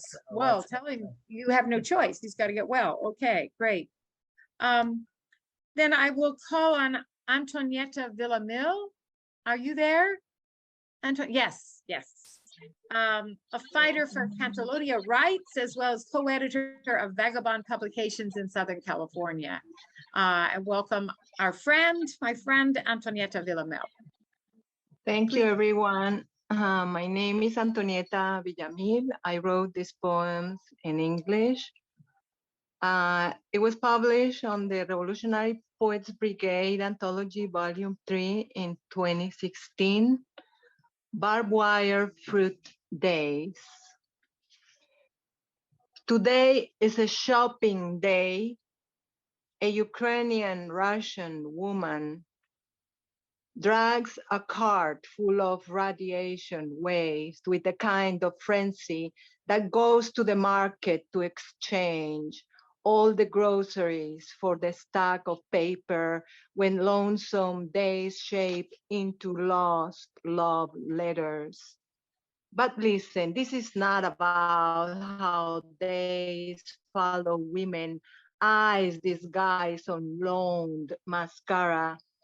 This is about exiled moons twisted into faces, loss of rights to open, close her flower-like door into birthing. Drone police raping our dreams, toilet dictators murdering our children.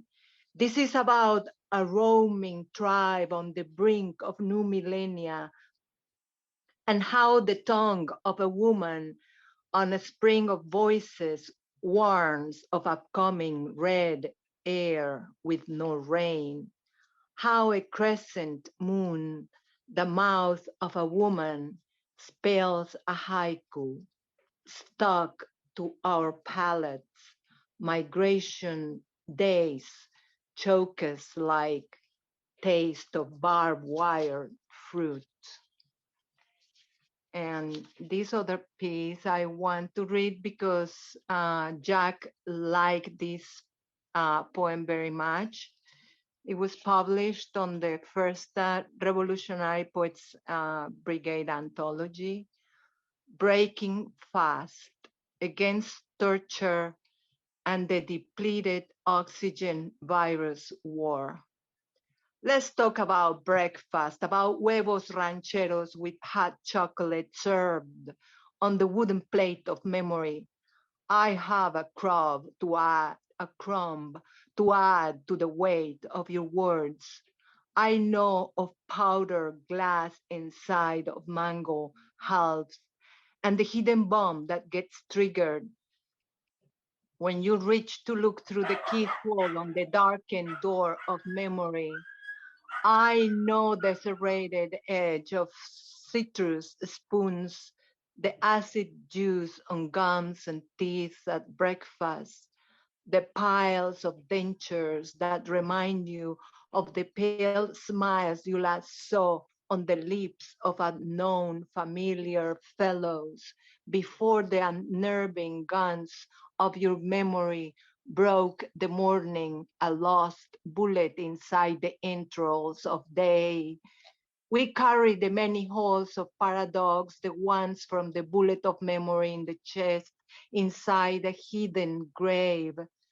Please forgive this intrusion of knowing about such crisp bacon with fused cheese and the way we survive the melting iron of words in the mouth when by force of habit our tongue, a witness on the trampoline of a speech, has to draw back into comfort behind the wall of teeth.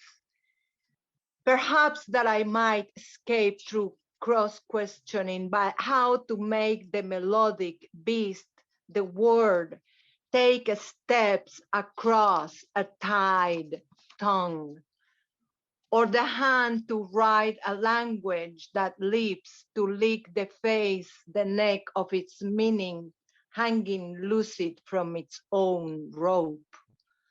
Let's just flavor apricot dreams instead of snappy oranges. Let's not talk about a kind of pungent cereal or how your cornflakes, like mine, come with sets of mutilated ears, noses, tongues, and little fingers instead of dry fruit. Can I season enough to say, let's plow deep to find the skeletons of memory?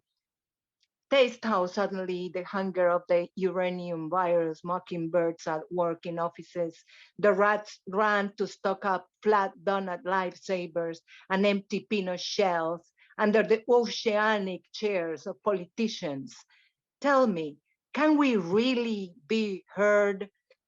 Should we just talk about lunch? I know that sometimes we have to swallow frijoles con entraña ahogados a pezuñazo de cerdos, beans with entrails suffocated by pigs' feet. I see the dry fruit of the senses on my cereal bowl at breakfast, my eyes staring into an empty coffee mug. Thank you so much, Antonieta Villamil. Beautiful. The taste of barbed wire fruits to take a step across a tied knot. Just some wonderful images you evoked here. So we're getting towards the end. I would like to call on Wendy Walters, and then to finish us off before we do our conclusions would be Kemlin Tambapa. I hope I'm pronouncing that correctly. And just thank you, all of you, for being here. So Wendy, a wonderful, buoyant poet and lyricist, well known, of course, to Sacred Grounds poetry, and I would call a meditating mystic. So Wendy, would you join us? Thank you, Karen. Thank you, everyone who's here. This is beautiful, beautiful event, beautiful gathering. This poem is called They Are the Future. America, the changing, dream of hope, stretched thin, Opportunity denied, not given to the many. Democracy slanted, withheld from the masses. America the changing, dream of hope stretched thin. And yet, there are holders of a torch for times to come, from oldest youth to children young. They are the dreamers, dreaming a world, rising from wishing to making things so. Not jaded by apathy, nor deflated by cynics. Youth and children blaze trails, determined to act. Emboldened by vision, young leaders step forward, addressing the complex, overlooked needs. Fresh with ideas while solving tough problems, equality strengthened, access broadened by far, basic needs to be met, human rights the agenda. Battles won in the courts show the impact youth had. Dreaming and scheming, lighting the darkness, questioning what is, asking why not, breaking the barriers in a world that is changing, where dreams stretch thin. But children won't have it, and youth won't sit. Like a candle within them, they are a power and lit. What a world to inherit, brave people so young, called to resilience as the problems pile on. Sophie Cruz began at a tender young age, wrote a letter for families who lived daily in fear, asking a leader to face immigrants' plight, now older, still pressing for non-native rights. Marley Diaz could see herself not represented in books girls were reading that left them full out. Frustrated and determined, she found 900 books and donated them freely to spread the word wide of real lives girls have, no longer invisible. She was a force that made reading diverse. Jalen Arnold, though bullied by peers at his school, instead of fighting those harming him, campaigned for a change, teaching awareness since 8 years old, supported his peers in a kinder way, spreading compassion, transforming the day. Gitanjali Rao chose to act beyond watching news, a middle school student inventing solutions. For 5 months, sleuthed in her scientist mind, creating a meme to stop widespread harm of undrinkable water gone toxic in town. Jaslyn Charger, too, cared about water, Indigenous rights threatened again and again, concerned for the earth and its homelands destroyed, a water protector who inspired a movement, knowing people gain power with knowledge when use it. Joshua Williams yearned since a child to stamp out vast hunger affecting the world, moved his whole life by poverty's presence, sought a means to stop the endless cycle. He formed a foundation and gathered young people in service to others committed to help. And Claudette Colvin, her legacy buried long before Rosa was lauded and praised, stood up as a teen to the racist bus system after learning the truth in her history class. That same day defied hypocrisy's reach, refusing to give up the right to her seat. Handcuffed and jailed, shaken and shocked, Claudette was nevertheless not to be stopped. With others unheard of, she changed the tide. With 3 other plaintiffs facing a court, overturned the big lie in her city and state, ending segregation's ugly bus rides. Homage to those who have given so much to make the world better for all of us. Because of deeds that made such a difference, despite their few years, there is hope for the future while youth and children are here. Thank you. Beautiful, Wendy. I love that idea of hope stretched thin. And then you conclude with all those wonderful tiny little biographies of kids from 8 years old to maybe even younger. who are making a difference in the world. Talk about change. 100,000 poets for change, 100,000 youth for change, and very, very beautifully, a beautiful reminder of hope. And there are two poets who have joined us a little more impromptu. They're not part of the list. First of all, I'd like to call on Kemlyn Tambapa, and after her, Kenneth Latimer. So please come and inspire us. Thank you. Thank you, Karen. And I love how you say my name in a German way, which is actually German, but in America, most of the people just call me Bappy because it rhymes with happy, because I'm usually happy unless I'm not. Okay. All right. I would like to share with you one poem that I wrote this month called Human Waste. What is your net worth? In Egypt, they weigh the soul to determine how much you're worth at death. In life, each society determines how much you are worth. When you are in utero, they stick a needle to the amniotic sac and test whether a baby will be a drain on society's pool of resources, straining social services. If you are a boy, you are cherished and loved, carrying on the family name. If you are a girl, already you belong to another family. Who gets the chance to eat first, or leftovers? Last year, 2 female students told me in their blended families they were the last to eat, and there was often nothing left. School was the only place they filled the space in their stomachs. One was so used to not eating, when she saw a full meal, she threw up, so she learned to nibble in my classroom next to a garbage can. What color is your skin? In many parts, the less melanin in your cells, the more you are valued. Look, she's prettier. He's more handsome because his skin is lighter, lined up in a row, like we're waiting for our mugshots. Cousins compared from head to toe, male to female, tall to short. How smart were we? Each body feature scrutinized, criticized, idolized, projections to the honor or dishonor we might bring to the family name. As we grew, what schools did we enroll in? What marks did we score? Climb the rungs on top of each other, the ladder containing the names of schoolmates, never playmates.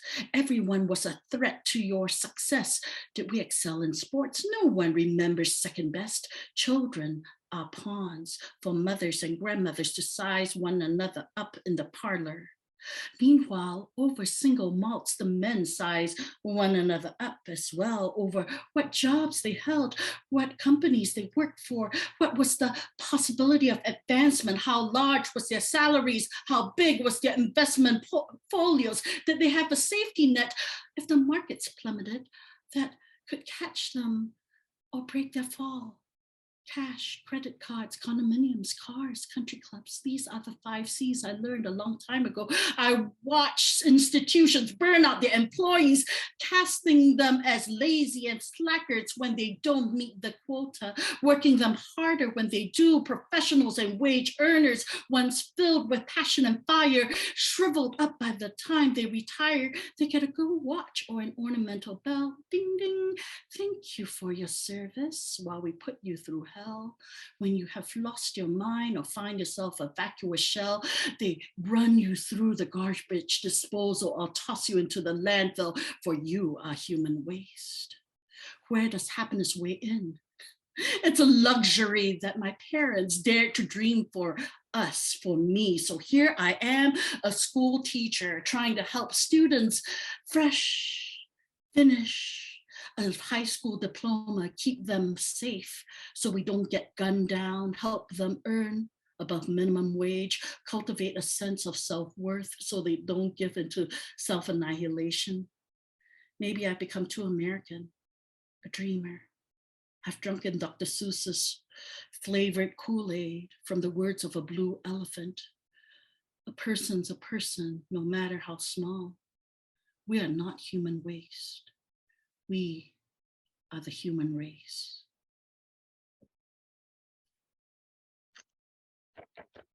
Thank you, Kemlyn. Human waste. How much are you worth at birth? How much are you worth at death? No one remembers second best. Some very, very powerful words there, Kemlin. Thank you so much for being here, for coming in. Thank you so much, Karen, as always. And one last thing for Wendy Walters. Let the children's laughter remind us how we used to be. Very good. Thank you, Kemlin. And now, Kenneth Latimer, you may close us off unless Agneta Falk-Hirschman, who was here a moment ago, unless she's still there. So otherwise, please proceed, Kenneth. All right, can everybody hear me? I think so. Okay. Okay, I just wanted to double check because I got my headphones on and I wanted to make sure everybody could hear me. All right. This particular poem is called The Place I See. As I stand on this road, I look back on where we are now. For I am at a place in my mind you have yet to come. But maybe those before us couldn't see where we are, and they fantasize about a better time. Today, there's a wonder whether things will change, because the tensions in the air blinds us like a fog. Hate and fear again rears its ugly head, allowing religion, race, and politics to rule the day. No, I don't claim myself a prophet, yet my foresight is a blessing. So as I stand on this road, gazing back at the day, I shake there. Then I turn to look forward at what's before me. The world that I see ahead of me is much different than what you see today, because animosity does not win this battle. Let me explain the path to what I see now. On the way down this road, things will get worse. The ugliest elements of mankind will grow, and hope and love will all but dissipate the mind. But that small seed that lies in the heart will take root, because tangibility and possessions releases hold on us. Greed and power start losing appeal, letting the branches of kindness spew forward. So now, as I look forward, while this goodness grows behind me, I see the fruits of the growing limbs. Ahead, the green presidents no longer enslave our minds, for it is the pure betterment of mankind that stands firm. Before me, I see the realization of the preamble's promise. Lady Liberty's eyes have been plucked out, and now she is truly blind, while the rainbow comforts us instead of combats us. And the power that be holds its proper place with you and me. Again, I stand further up this road where you can't see. And as today's world moves along this road, it's hard to believe what I see, because the dark destruction of mankind must be nigh.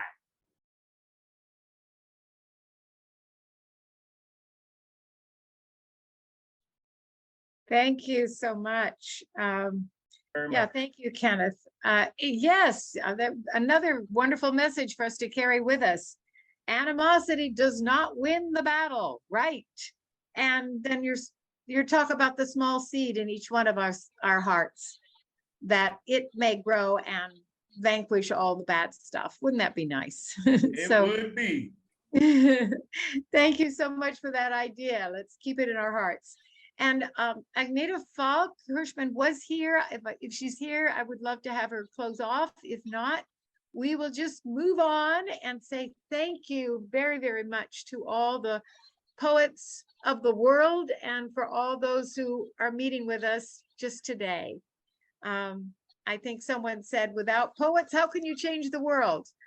So thank you. And I do think poets can change the world. Why not? Yes. I will close with these very familiar words from Mahatma Gandhi. You must be the change you want to see in the world. And he goes on to say, as human beings, our greatness lies not so much in being able to remake the world, that is the myth of the atomic age, as in being able to remake ourselves. If you change yourself, you will change the world. So thank you, everyone. Thank you. Just be well and keep writing. And Thank have you, a Karen. Ciao. Stay safe, everybody. Thank you. Thanks. Yeah. Stay safe. Thank you, Karen. Be happy. Yeah, thank you, Karen and John. Thank you, all of you. Thank you, John. Yes, for heaven's sake. And thank you to John too. Thank you all for coming. It was John a great also. event.